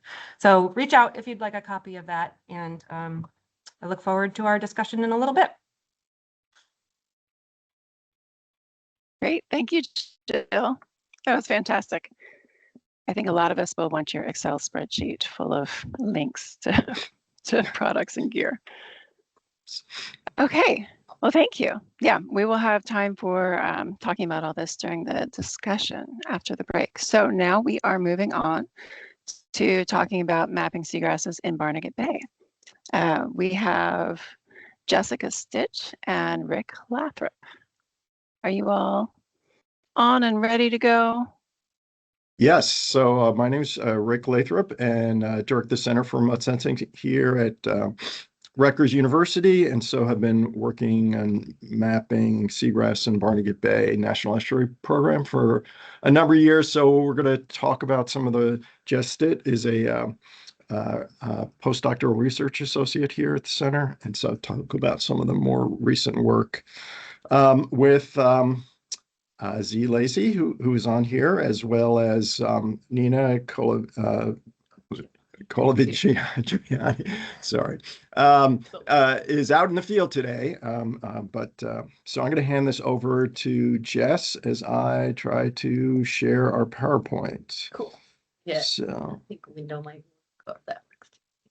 So yeah, as we're getting settled and started with the PowerPoint, I just want to say we're also working with PlanetScope imagery, and I'm excited to see or talk about what we've done. Yeah, you want to switch? Yeah. Swap. Okay, that works. Can you see my pointer on the slides? Just curious. Okay, awesome. Yes. Do you need to open that larger? No, that should be fine.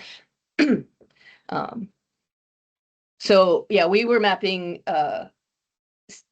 species of seagrass in Barnegat Bay, Little Egg Harbor, along the coast of New Jersey. So the focus of our project was to compare. We also had previously worked with NV5. So this is phase 2 of a project working with NJDEP and Stockton University. All of this data was collected in 2023. We wanted to compare the NV5 single date aerial imagery collection against PlanetScope satellite imagery collected across multiple dates. So looking at higher temporal resolution, even though we would lose some spatial resolution using that PlanetScope imagery. And we're covering a large area of Barnegat Bay is around 28,000 hectares of tidal back bay estuary. So we've been working to develop a semi-automated workflow, and for reproducibility and to be able to share it more widely, I focused on preparing all of this through R, the coding, and there's lots of useful packages and stuff. I won't include a ton of that in this, but I'm happy to talk with people more afterwards. We also made maps in AGOL, which we can look at if there's time. So yeah, overview was Barnegat Bay. We have 2 species of seagrass here, eelgrass and widgeon grass, and additionally a fair bit of macroalgae like sea lettuce. For the 2023 season, we had Z and Nina went out and with others through DEP and Stockton to collect field reference surveys. First in May and June, where there were 324 points surveyed with similar mapping styles as previously discussed, multiple dives across a small grid with looking at percentage covers and the breakdown of what percentage covers were in each of those. And then 60 of those 324 were resampled in October of 2023 and looked at what those were again, which proved helpful for the NV5 imagery survey because our aerial imagery collection was interrupted in the spring due to wildlife fires and coming down from Canada. And so we only had aerial imagery from the fall. And so that's one point of caution when using aerial imagery is the conditions need to be good enough to be able to collect versus the satellite imagery is going to be collecting no matter how high or low quality. So yeah, this was in collaboration with DEP and Stockton. So comparing the PlanetScope against the NV5, the few different resolutions were temporal. It's 3 meter it's daily versus once per season, or maybe a couple days per season. Spatially, it's 3 meter versus 0.25 meter for NV5, which was talked about similar as the previous presentations. And then spectrally, there's 8 bands of data to work with versus only 4 with its RGB and then near infrared. Planet add additional bands. And to select them, I basically went in additionally to what people were saying with NASA or federal ties to having Planet access. There's also educational based access where you can apply to get educational free use of these maps as well. So that's what Rick and I have here. And so we went through and found dates and areas that covered as much of the map as we could with minimal cloud cover and high water clarity, or at least being able to detect, see objects within the water so that you're not picking days of high turbidity or high wind shear that's causing a lot of surface waves and whitecaps. And so this is kind of just a quick GIF showing run through of these are the planet imagery with I think a couple extras in the mix, but you can kind of see the variation in these images and the color basics. And these are much lower resolution than they were get, but there's a lot of variation in just the baseline because we're going through space. So I have to deal with a lot of the atmospheric issues as well as water quality issues. And then also you'll see there's boats, and that varies a lot by season. And so a lot of the things I ended up focusing on were those pre-processing steps to try to minimize those effects and try to standardize the images as much as possible through time. So first, preparing the reference plot data. We also ended up, the plots were all classified by density of bear being less than 10% SAV. And for purposes here, SAV is the 2 species of seagrass. 10 to 40% was sparse, 40 to 80 was moderate, and 80 to 100% was dense seagrass coverage. We used that at one level for modeling the satellite data, but primarily for the satellite, we just focused on presence and absence. We had to omit plots because to help reduce noise, I clipped the area to only depths of 0 to 2 meters based on a LiDAR topobathy map that was acquired post-Sandy in 2013. I also removed areas of dredging and boat channels because those were often really difficult to see. And referencing back to Mike's point earlier about the GPS RTK accuracy of each location, there were a few plots that when you looked at imagery were definitely right on the edge. And I think on average, there was roughly 5 meter resolution for those plots. And so there were 1 or 2 that kind of fell. They say they were seagrass, but when you looked at imagery of where that point was, it was definitely outside the edge. And so, yeah, I also second if you have the ability to get higher resolution georeferencing for field points, it's helpful. And then I'll go through my predictor layers, but we focused on training with a random forest model, in part because we could take a lot of predictor variable layers and run them through the model and see which ones were most important, as well as run it with a lot of different iterations, and then evaluated the model accuracy. So we also ended up splitting it by season. And so this is just a few quick screenshots of the coding that I was working on, and I'll send you guys a repository for all the code. I'm still cleaning it up so that it's readable by outside people other than my own personal notes. But this kind of shows, it goes from taking the individual planet tiles, which is usually like the raw images you get. We use the ones that were harmonized and spectral reflectance, harmonized 8-band imagery. And I tried to go through all the steps of taking an individual image and mosaicing and then running a lot more processing to the final step of then being able to have it go into a random forest model, and from that random forest model into a prediction. And all of those steps take time independently, but if you're able to have it automated and run through, it can be running in the background as someone who values that efficiency to be able to be working on other things, that can be helpful. And also this is relatively intensive, but not super high graphics card intensive, which is often how ArcGIS runs, and that can be a challenge for certain computers. This is also just more about also pulling in ancillary data sets. So one of the issues I thought might be important is tidal shifts. Each date you have the tides, the date we have in the planet timestamps, date and time. So I pulled in USGS data on those tide heights using, there were 6 tidal monitoring stations throughout the bay, and I used those and just made a rough interpolation map. I'll explain a little bit more, but things like that, these are ways that can obviously be transferred to other locations readily, especially with USGS data or NOAA data. There's packages that retrieve it via R, which is nice for scientists. And then, so this is a big overview of kind of my whole pipeline that's definitely focused. This is all the predictor variables that I was working on making. You can ignore these asterisks down here, but basically started with an image or the tiles for a given date. Say there's 4 to 5 tiles from Planet, and going through and processing the imagery, pulling in water depth data because we have that topobathymetric LiDAR. So using that to also tie in, and then the USGS tidal data as well for that surface elevation. And so, oops, wrong button, sorry.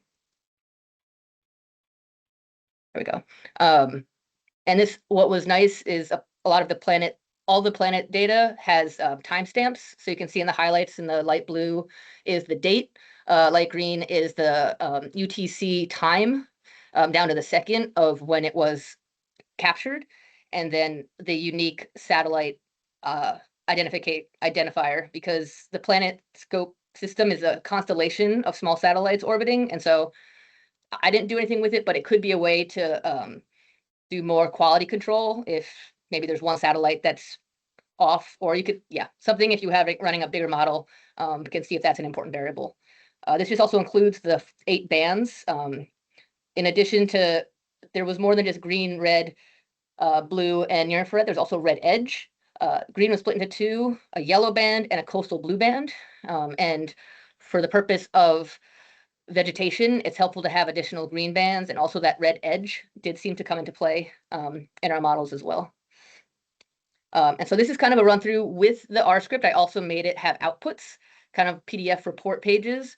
So going through the imagery predictor variables of that PSS, the PSS is PlanetScope satellites, mosaic, the tiles for a given date. So this was done for each of the 8 dates where it was mosaicked, normalized to just be on a scale of 0 to 1. So you're not having to deal with the spectral variability. Masking the boats by kind of removing the high bright points from any given image. And that's all of these orange things. It's also often boat wakes or a lot of glint along the coast edges, and then doing some sun glint correction using a kind of one algorithm for deglinting to then do these processing steps to get to some baseline imagery that is somewhat standardized across any date and time. Again, looking at the boat mask, I wanted this to also be very easy to interrogate and modify. And so you could go in and say, if you want your boat sensitivity thing to be lesser or stronger, or only take areas of a smaller size class. So here is in yellow is smaller sizes, medium and large. Hey, Jessica. Yeah, sorry, go ahead. Jessica, can I interrupt you for a second? I don't think your slides are advancing. Is everyone else still on step 1? Yeah, I was just wondering what was going on with that. Okay, sorry about that. We're seeing slide 5 of 33 still. Thank you. Which one are you supposed to be on? What about this? How about that? Slide number. They said, Slide number do you want to be on? I want to be on here, but I want to go back and explain. I don't know why. I'll just try to reshare it, I guess. Yeah, maybe try that. Sorry, yeah, that's a lot without the visual. Okay, so are we cycling through them right now? Okay, so you were here last? Yes. Okay, cool. Sorry. We were all right, so on, yes. Now we're on 6. Although Is it's that show 6? showing, yes. Okay. It was bumping back and forth between 6 and 7. Yeah, streamlining via R. Is that where you want to be? Appreciate the interruption. Okay. So I'll cover super quick again, Yes. but basically going through coding, this is just screen grabs of some of the coding I did to go from individual planet tiles to the random forest modeling and going through all the steps. Slide 7 is pulling in ancillary data. And so down here, for example, you can see the USGS sites that you can look up to pull data on their tide heights from for any given date and time. And I didn't mention, but I averaged it around a 20-minute window, especially since each of the images in the tiles were collected at like a few seconds apart or something, or depending on trying to get an average tide height that was then interpolated. This is showing all of the predictor variable steps that I ran through and the processing steps to try to make this data as standardized as possible. In purple is focusing on the imagery processing. In blue is water depth, and the dark orange is that tidal elevation where I pulled in the USGS data. So in the light blue on the side is using that date and then the time in the UTC format for the imagery to look up like a date stamp lookup and stuff like that. And then these are the 8 PlanetScope bands. And then all of these, aside from these 2, were used as predictor variables in the random forest modeling. And then this is what I was saying with kind of printing out PDF kind of reports as we go, normalizing the mosaic of the PlanetScope. And so this is showing the full extent of Barnegat Bay, removing boats and wakes or super bright pixels across a couple different bands, and then correcting for sun glint. And then if we zoom in on the boats, the boat masking per se, you can also, this is where I say you can adjust or iterate as needed based on size. And so if you only want to remove larger boats, you can set that size threshold. Part of the reason it was set was if you get too large, you're removing some of the sandbars, which might be fine, but also might encroach on some of that sparse seagrass. So setting a boat size, also the wakes sometimes are large. Yeah, if you want, you can get into the mathematics of shape, length versus area to dial down, but I made it kind of simple to begin. Cool. All right, is there any questions from that, since I'm sure that was a little more complicated without imagery? Good. Okay. So next was looking at the depth and tide data. And so this is just showing a rough image of it was Earl B topobathymetric LiDAR, flown, I think, also by USGS in 2013. And we use that as the observed LiDAR, and then use the tidal surface interpolation to create a tide-adjusted bathymetry layer. And then also we did a predicted depth using our imagery layers as like if you didn't have a topobathy layer, trying to predict it from the the depth calculations from the imagery itself. And so this shows on the left is the temporally calibrated bathymetry, the kind of the adjusted. This shows the instantaneous tidal thing, and then on the right will seem to be more important than the predicted or the observed LiDAR was actually comparing the two and looking at the residual errors among them. And so basically from the imagery, it was trying to detect depth, but you would have a bias of either it was predicting it too shallow or too deep. And that was correlated with, was it hitting a lot of turbidity, which is in the darker blue, or being absorbed thinking it was deeper because it was hitting seagrass in that red. And so that residual error actually was found to be helpful, a strong predictor that was helpful. And that's kind of this shown again, but more crisply as looking at the red is the areas where there was, I forget which one it was, but that was the area of possible seagrass predictor areas. And the dark blue is turbidity areas, which again, having issues with a lot of turbidity might be helpful in masking in the future. And this is just a quick look at the reference plot data across seasons. From that 300, these are the 60 plots that were surveyed both in the spring and the fall. And this just shows kind of what changed over time. On the left is the dominant cover class. And so it was either bare, a macroalgae dominant Rupia or Zostera. And that's the, I forget which order, which is widgeon, which is eelgrass. Eelgrass is Zostera. Rupia is widgeon grass. And you just see the shift over time when they were resampled. And on the right is the density transitions. So you'll notice from those 60 points, there were none categorized as dense in the spring, to a few categorized as dense in the fall, on the bottom. And for the most part, they only shifted maybe one class, except for a couple that went from moderate to bare. And that's, again, reinforcing the idea of those seasonal shifts within a year. And then running the model performance. So of our whole data set, we use 70% of those plots, around 200 plots, to train the models on the predictor variables, and the remaining 30% were used for validation. I did originally run 2 models per date, one for occurrence of just presence or absence, and one for density class. However, the density class one was not very strong, so we didn't end up using it for our final map predictions. And I think I'll talk about that at the end, but that's, I think, maybe one challenge with the PlanetScope imagery, lower spatial resolution. We also, Jess, you've got about 5 or 6 minutes left. Just Cool, so you know. thank you. Thank you. Yeah, we should be done. We also had the data split by season because trying to train a picture taken in September against plot data collected in May is going to be less accurate. And because we had the data, so we split it into 4 in the fall, 4 in the spring, and 4 in the fall. You'll see here this gray box is also, we did collect or use dates in August. However, there's a lot more issues and noise with boats and algae, so we omitted those dates. I think you should skip over to them. Go through quick. Okay, yeah.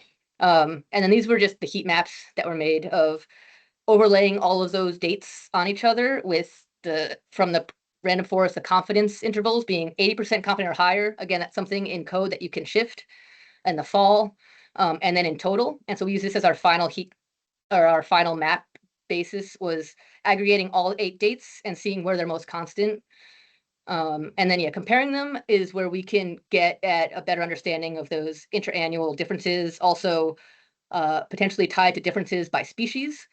There's often, you'll notice, a north and south difference that's also linked to the differences among the species and when they grow more. And then our confusion matrix, overall for our satellite-based imagery, we had an overall accuracy of 88.6 or 89%.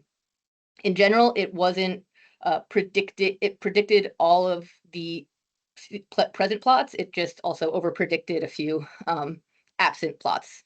So it had pretty strong accuracies overall. And in general, the conclusions were that we were trying to map the area of extent for these across the full bay. This is the first time it's been done since 2009, in part because of the challenge of getting aerial surveys completed and tying everything together. PlanetScope imagery does go back to 2015, which can be helpful for doing additional years, both forwards and potentially backwards if we feel like we have a strong enough model. Yeah, so overall we had an 86% user's accuracy, producer's accuracy of 94%, and overall accuracy of 91. Sorry, that one is, okay, we had an 89% accuracy. But in general, increasing the temporal frequency improved model predictions over the aerial imagery collection, especially because we only had data from October, where there's potentially already a bunch of die-off happening. And so we think the increased temporal frequency also lets us capture more of the detailed SAV dynamics. And this was basically once or twice per month for our images, but going further out, having a robust baseline, we could also expand to maybe once a week, given the quality being there. So acknowledgements. Yeah, so that's what I had. We also have, I can see if I could just pull up the ArcGIS map. I don't know if it will share to you guys or not. But I'll leave this up while it loads. Cool. Okay, so that was it.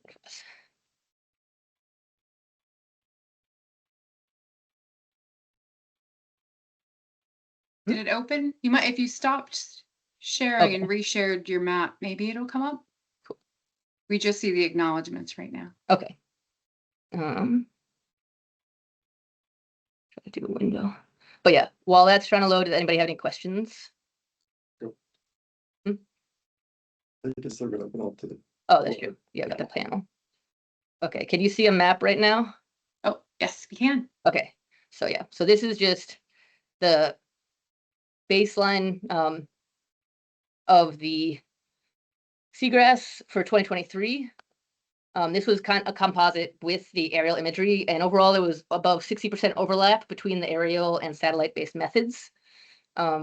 We also did some work in overlaying them and seeing where those changes happened. But in particular, I think was also helpful and important was comparing them against those historical coverage regions. So it's loading kind of slow, but basically areas in white on this map were found all three in 2003, 2009, and 2023.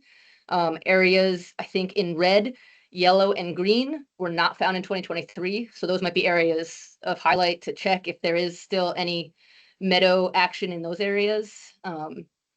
And I forget, I think, yeah. Dark blue is areas where it was only recorded in 2023, which again might be worth confirming they're there. So this could be helpful in diagnosing where to go for such a large area, where to do further future studies, future field surveys. So, yeah. Great.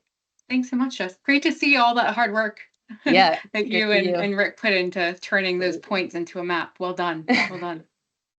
Yeah. So we are at the probably much needed break here. So thank you to all of our panelists. We are going to have a 5-minute break now and come back. And so if you want to put questions in the chat, or if you want to just start marinating on all of the goodness that you've heard today and come back prepared. So we'll reconvene.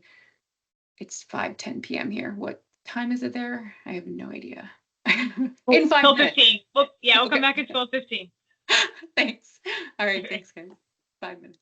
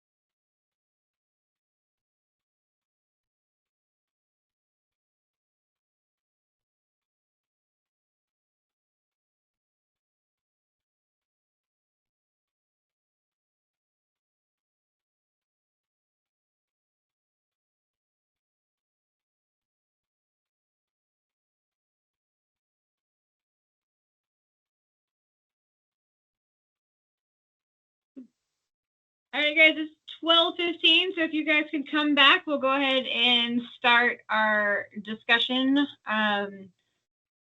So it looks like everybody is gone. So if you guys could start trickling back in. We had some really great presentations, and I know there are a lot of questions out there. So if y'all want to go ahead and either raise your hand or type your question in the chat, that would be great. Now's the time.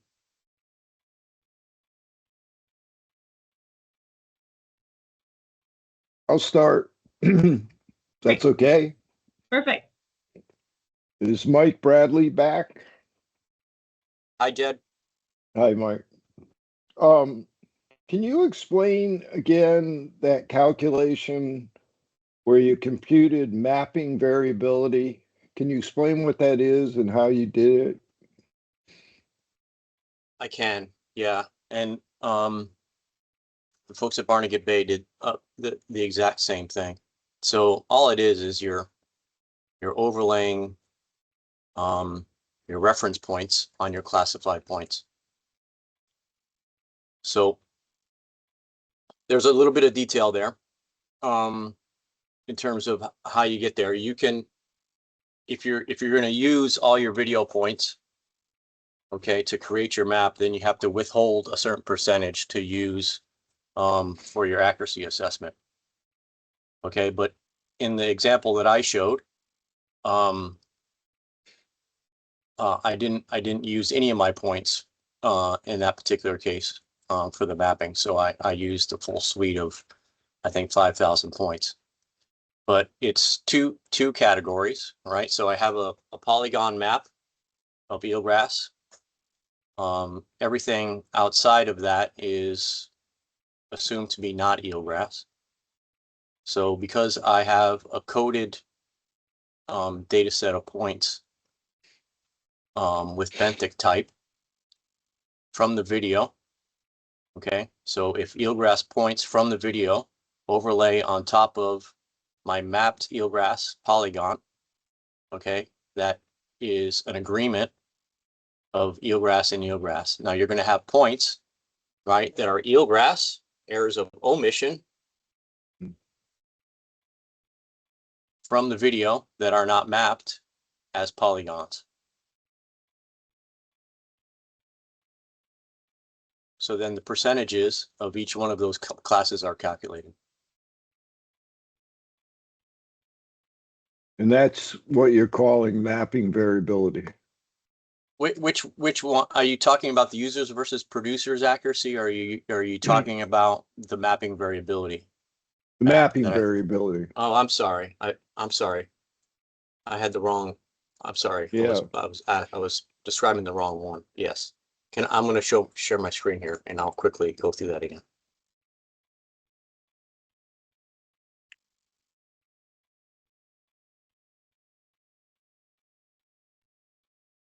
You're talking about this, Jed, right? This one here? Yeah. So this is just an overlay of 2 years, 2017 and 2024. Okay. Much like what the Barnegat Bay folks are doing, right? Where they're overlaying mapping years. So this is an overlay of just 2 years. Okay. So this green area, okay, so the outside line here, okay, is the extent of eelgrass or mapped eelgrass in both years. I went through the table, okay, and picked out the largest polygons. I started with the largest polygons and worked my way to the smaller polygons. So this polygon here, okay, I had confidence that was eelgrass in both years. I have confidence in that because there's a signature of eelgrass in the photos, and I have some ground truth that supports it. Okay, so it is eelgrass in both years, 2017 and 2024. Okay, are you with me there? Mm-hmm. The pink, okay, is I have confidence that it was eelgrass loss between 2017 and 2024 because I don't see a signature in 2024, and or I have video there that doesn't show any eelgrass. Okay, so that goes down as classified as loss. Now this area in red, okay, goes into mapping variability or error. There's a couple of different things, a few different things that go into that. Some of that is just the delineation of the line as I'm delineating, right? Because I don't have the old polygons up. I'm delineating as best I can what I see. Okay. So when I revisited that in one or both years, okay, I saw that there was probably either over eagerness on my part in terms of how much eelgrass was there. So in other words, or there was some solar glint there that made seeing the bottom not visible. Does that make sense? So it's just small imperfections, okay, in the imagery, imperfections in the digitization, incorrect interpretations. Okay, so those polygons got coded as variability or error. I mean, I should probably just choose a term there. Mhm. Okay, so when I summed all these areas in red, okay, as a percent, I got 9.3 between those Okay. 2 years. Did I make that clear? I hope. Yeah. Yep. Okay.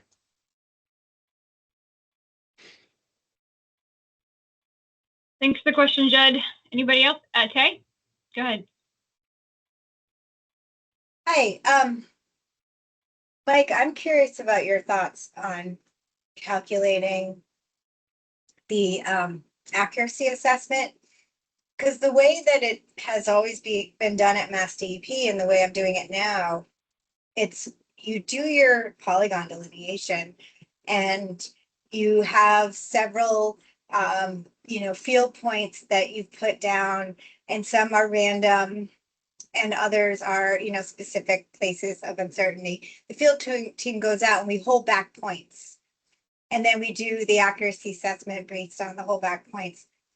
To me, I've always struggled with this because you're really just looking at the polygons that we've drawn, not an area, a zone of potential eelgrass growth, or specifically the edge or something like that. So I wonder if potentially a better accuracy assessment would be like a band around the edge instead of just throughout the drawn polygons, or what I started to think about was maybe looking at all the eelgrass that has ever been mapped since 1994, plus a buffer, and putting that down and having random points within that region. Then you would be able to do the errors of commission and omission. Yeah, so it's not a perfect system, certainly. And it's not a perfect system because within the polygon, well, there's a lot of reasons. Number one, within the polygon, within a map polygon of eelgrass, you're going to have patches that are bare, right? And the camera's going to pick up on that. And when you do your accuracy assessment, it's going to pick that up as error. When in fact, it's not error, right? It's just a bare patch within eelgrass. So that's a struggle, but I chose to include those, okay, in my accuracy assessment. The edge, just like you said, is that's a real problem. That's a real problem. So when I did my assessments, I only selected video points that were classified as solid eelgrass, not low cover. So I'm purposely, what I want to say, I'm purposely avoiding, I'll say it, I'm purposely avoiding that edge where it's just difficult to interpret. I mean, you're at the detection limit, right, of the imagery, of the aerial imagery. So and then I think another part of your question is how did I determine where those points were? And yeah, that's a tough one too. because my error of commission points are not randomly distributed. If you're doing it properly, it should be randomly distributed across all areas within that depth zone or where you think eelgrass habitat might be. And that's not the way I did it, right? My error is just from doing transects from deep water into the heart of the bed and then making a U-turn and then going back out to deep water. So I'm not really randomly locating sort of any points in between beds necessarily. So a slightly better way, which I've thought about doing, okay, is taking a model, just like you said, where you create a polygon of eelgrass, we'll call it habitat, okay, that is an amalgam of several years. Within that polygon, if you're going to have eelgrass, you're not going to have eelgrass, okay? But then to randomly distribute points in there might give you a better estimate of error or commission. But gosh, that stuff, you know, as you guys know, it takes so much time. It takes so much time. It's almost a whole separate project, right? And so wrapping, you know, doing this in a timely manner is just difficult. Absolutely. Yeah, totally agree. It's a huge effort to do that. Yeah, thanks for your thoughts on that. Yeah. So while I have the floor here, Jill, I had a question about, you had a picture of your setup and it was the camera cable off the davit, but then there was this like silvery thing down below. What is that? Is that the fin? It might have been the camera itself. It looked like it. Okay, maybe I just didn't recognize it. Oh, Yeah, this that. maybe this Yeah, thing? that. That's just a Yeah. that's just a rope tethering No, it. no, to not the rope. The thing, is this the camera itself down at the end of the red rope? Yeah, this here. that's the camera and the fin. That's The the camera camera and the itself. It and looks that's the flat. It fin looks there. like a plate. It looks like a. Might just be the angle of the picture. Yeah. That's the fin. I don't know if your fin is as big as that. The fin is No, much you bigger have than the camera no, itself. no. Oh no, you guys have a much bigger. It looks like you have a bigger fin than we do. Oh yeah, no, I see it now. Oh, I see it now. It is the camera. I mean, it is the Yeah. sort of how the picture goes. Okay, I see it now. Thanks. Yep. It's neat that we're using the same setup. Yeah, I mean, I've looked. I'm people were putting in the splash cam. I'd be interested to know what people thought of that. I've spent some time looking around, and there's just not any cameras on the market that are towable like that. You can overlay a GPS coordinate, and you can view it at the surface. There, you can get into robotics, and robotics are tens of thousands of dollars, if not more. But yeah, I'd be interested to hear. I didn't know about that splash cam. It's pretty good. When Tay and I were both at Mass DMF, we developed a citizen science eelgrass monitoring survey and built a bunch of these kits that had splash cams in them. So you're handing them over to volunteers and they're going out and beating up on them and everything. So they work fairly well for taking video with a live feed. They don't have the GPS location on the screen at all. And they are prone to injury. Maybe that's because it was community science volunteers using them, but you know, they're blowing fuses left and right. Little bits are getting wet when they shouldn't get wet, stuff like that. So they're a little harder to work with. Yeah. So how did you do the location part? How did you resolve the location of the video? Oh, yeah, they were provided locations in an app that they would navigate to, and then, you know, they would navigate to an X location and then collect their Y location, and we would compare the two. Got it. So I had a question for our New Jersey folks, unless Erica, go ahead, since you had your hand up. Okay, thanks. I was just going to say, while Jill had the floor, I wanted to chime in with a question that I dropped in the chat a little bit ago. Hopefully you saw it, but if not, I'll just read it. I was wondering about your whether or not you synchronize the acquisition of imagery across your methods to even like the same date or around the same week. And if not, would that be a potential explanation for your really low bar of accuracy in figure 6 at site SH? I don't know if you wanted to reshare that figure, but I pulled up your paper real quick just to make sure I was remembering the right thing. And I thought that was really interesting to me. Yeah. Yes, we tried to synchronize as much as possible. The aerial imagery is the one data source that we did absolutely synchronize. So all of the sites were flown on the same day for the aerial survey, the airplane survey. And then on the other ones, sometimes 2 of the sites were done on the same day, sometimes satellite imagery. I think there's 3 weeks between some of the sites. So we did the best that we could. And then we were hoping to sort of correct for some of that with in situ water quality monitoring too, which ended up just being out of scope for the project because we'd have to send a sampling team out to each site, every day of imagery acquisition. So that could definitely be part of it, sort of the water clarity and quality on the day of each of these surveys.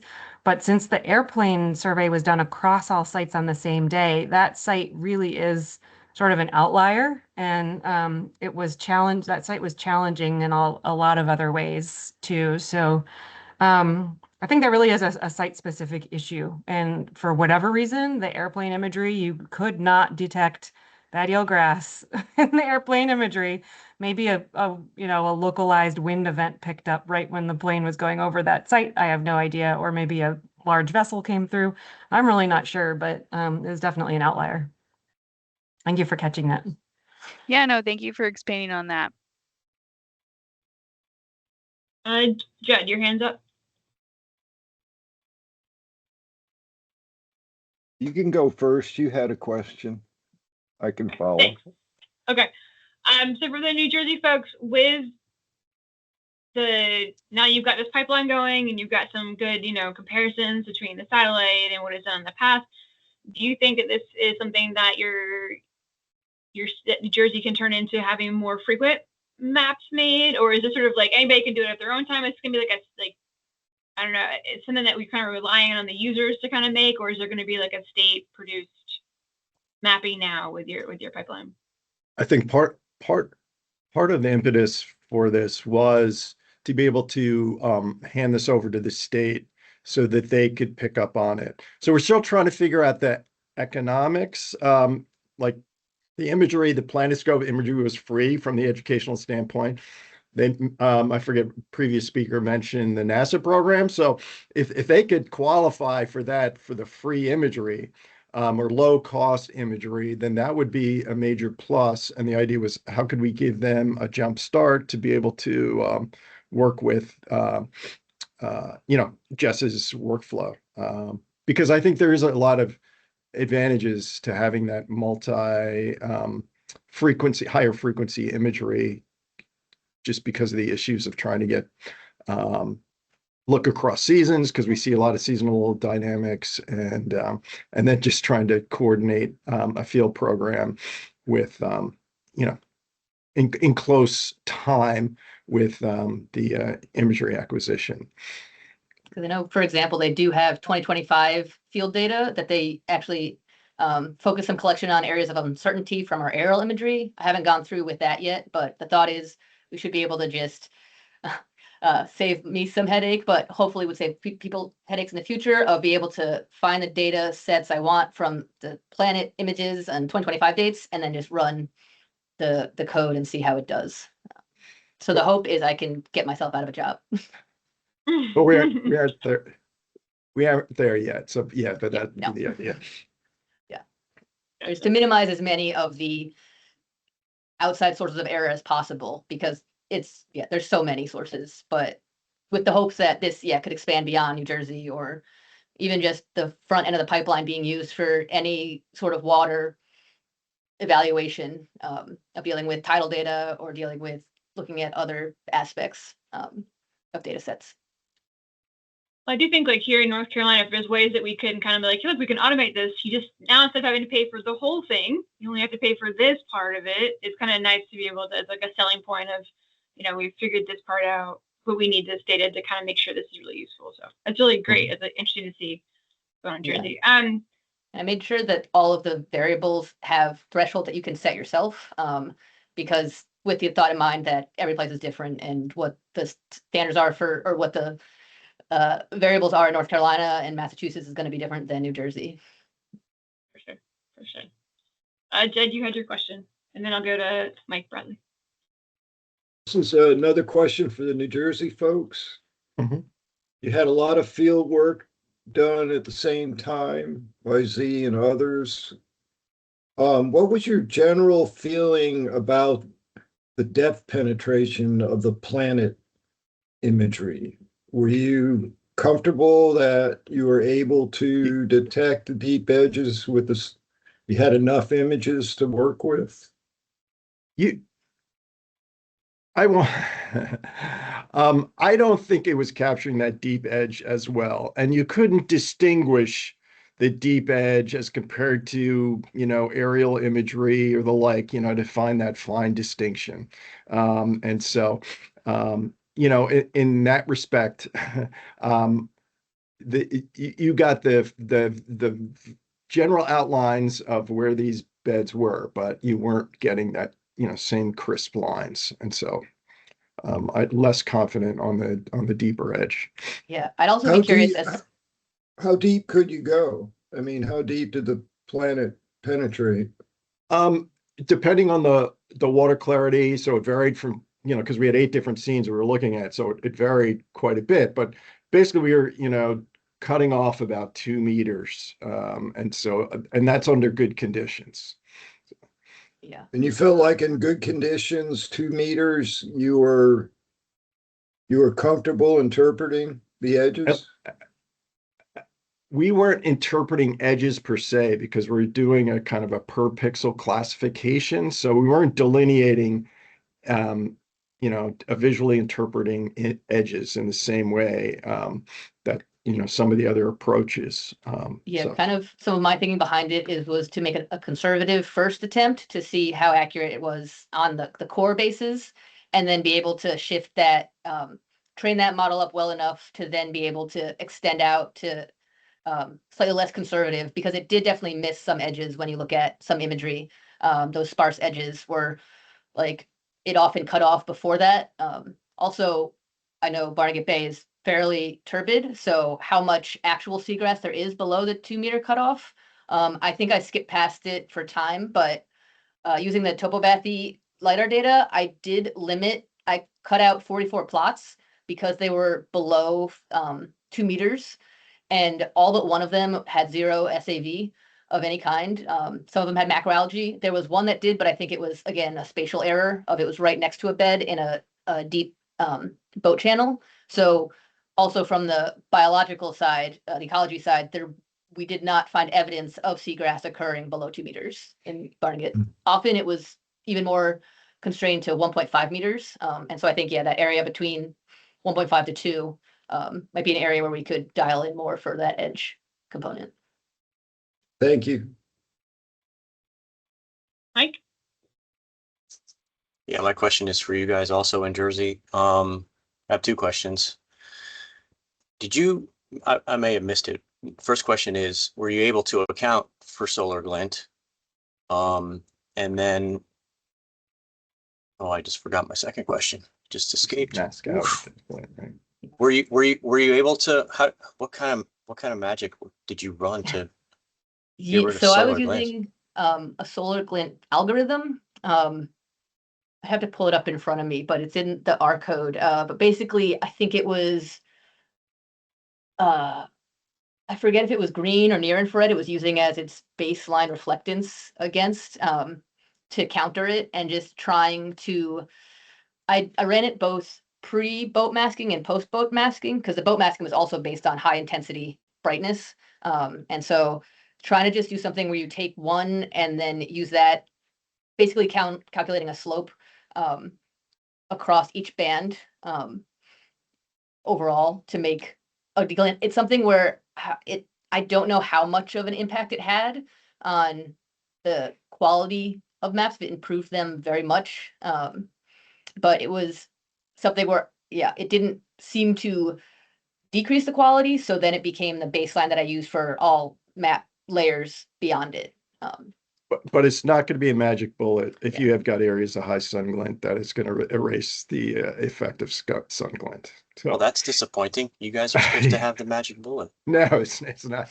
You know, like you mentioned in terms of the, you know, the sun angle and the like, you know, you don't have that same control when you're working with the planet imagery, other than taking, you know, choosing which planet imagery tile you're using. So, you know, because they might be shifted.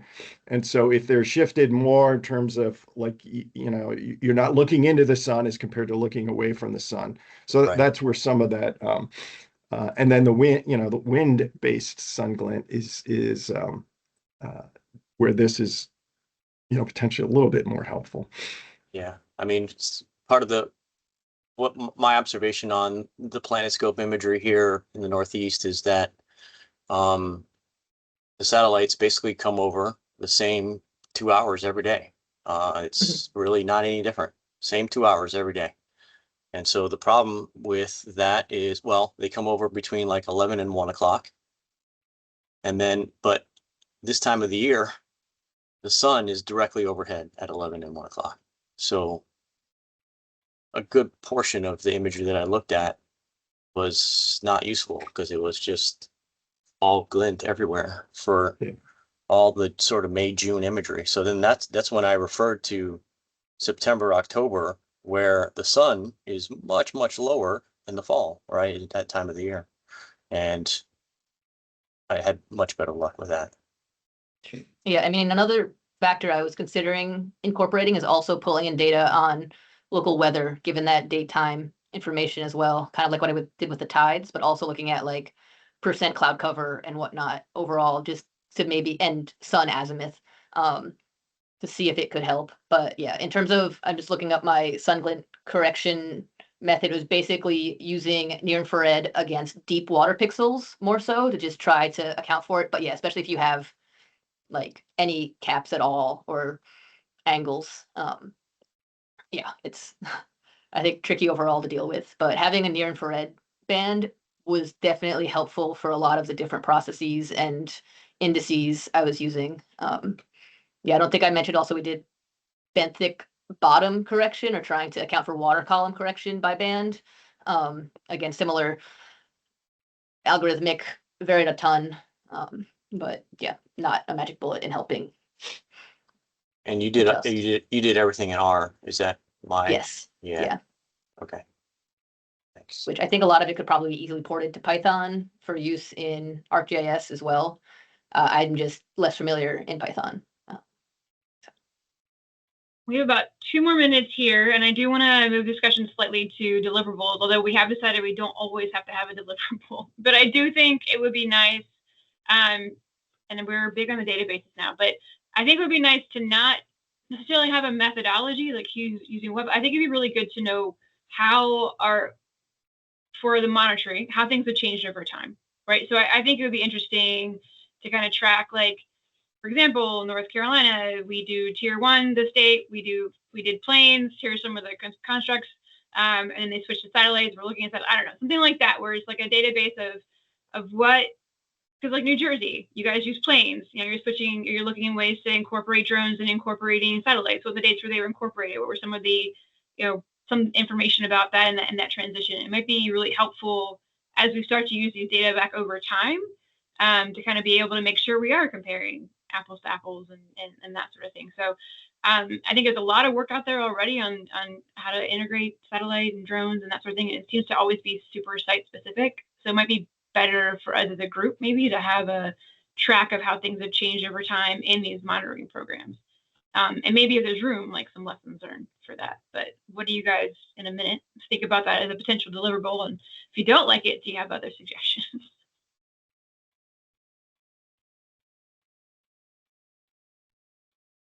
Yeah, go ahead. Well, I was also just thinking even of what things are site specific and what things might be broadly applied.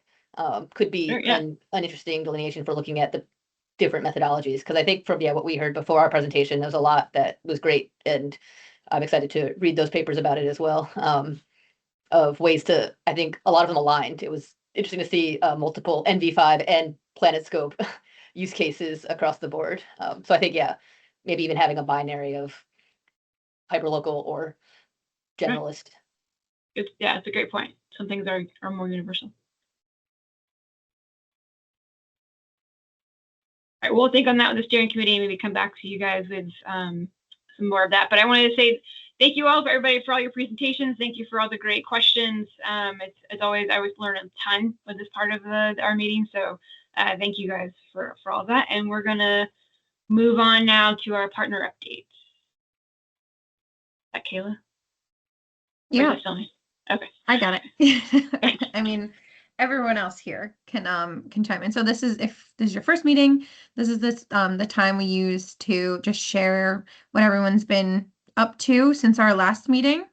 You know, feel free to come off mute or raise your hand and share something. And if there's something interesting that you wanted to share, and you don't think you have time to share it, you know, the chat is a great resource for dropping links and small updates too. But yeah, we'll open it up to any updates from the group. I could start. I won't take up too much time. I usually do. We have a lot of updates from Delaware. You know, well, from the collaborative, again, I just wanted to reiterate the website. Caitlin and I have been putting our heads together to do, you know, make the website a little bit more accessible and organized, and just been updating things on there. So if anyone has updates themselves to include on the website, like please, after this, take some time looking through the website and seeing if things are outdated, if you have something new to add, and then you can email Caitlin or myself to get it on there as a resource and a tool. And then from Delaware, I wanted to say that our facility is fully operating down in Lewis. We have our seed processing and research restoration facility, and we've one big update to share is that we successfully collected and processed our eelgrass seeds to use in a pilot scale restoration. I know a few of you have been in contact with me because I've asked you questions and, you know, partnering with some of you all, but yeah, I'm excited to say that we are trying to get eelgrass in Delaware. So I'll have an update on that next spring, probably next year. But then Jen has an update for us. When was the last time eelgrass was reported in Delaware? There have been, and Andrew McGowan, he was on here. I think he was the last one to spot it in 2020. There was a trash can lid size patch in Indian River Bay, and it hasn't been seen since then. Sure. Yeah, we do have aerial imagery of it to be on brand here from like 1947, possibly. But yeah, that's about as far as our tier 1 monitoring goes in Delaware from that standpoint. Andrew McGowan, when he was with the center, did a drone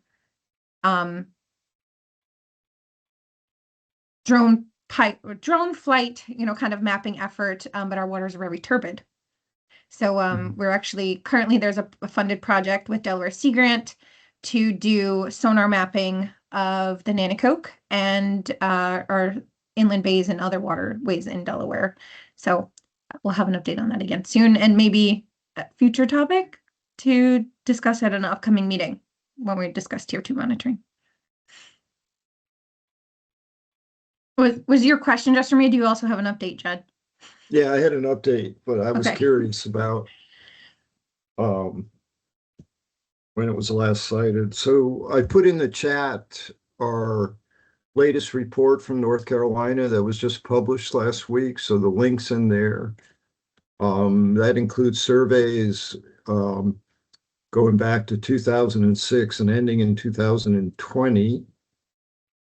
These are just tier 1 surveys. All the methods are in there. We've been using, you know, the traditional NOAA CCAP aerial photography method, heads-up interpretation, nothing automated.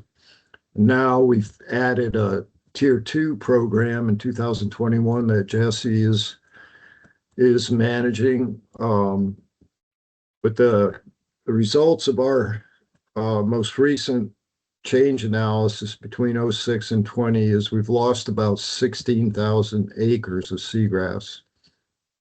We had about 109,000 acres in 06, 07.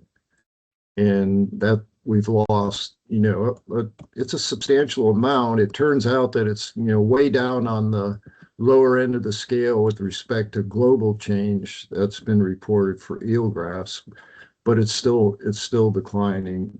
But most notably is that we use a classification system of continuous and patchy meadows, and the proportion of patchy meadows as part of the total has gone up substantially in the 17 years that we've carried out these surveys. So that's my update.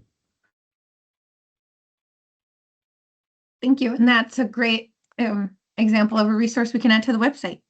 So I jotted that down to put it on the webpage. Katie Lund. Thanks, Kayla. I am Katie Lund. I work at the Connecticut National Estuary Research Reserve. For those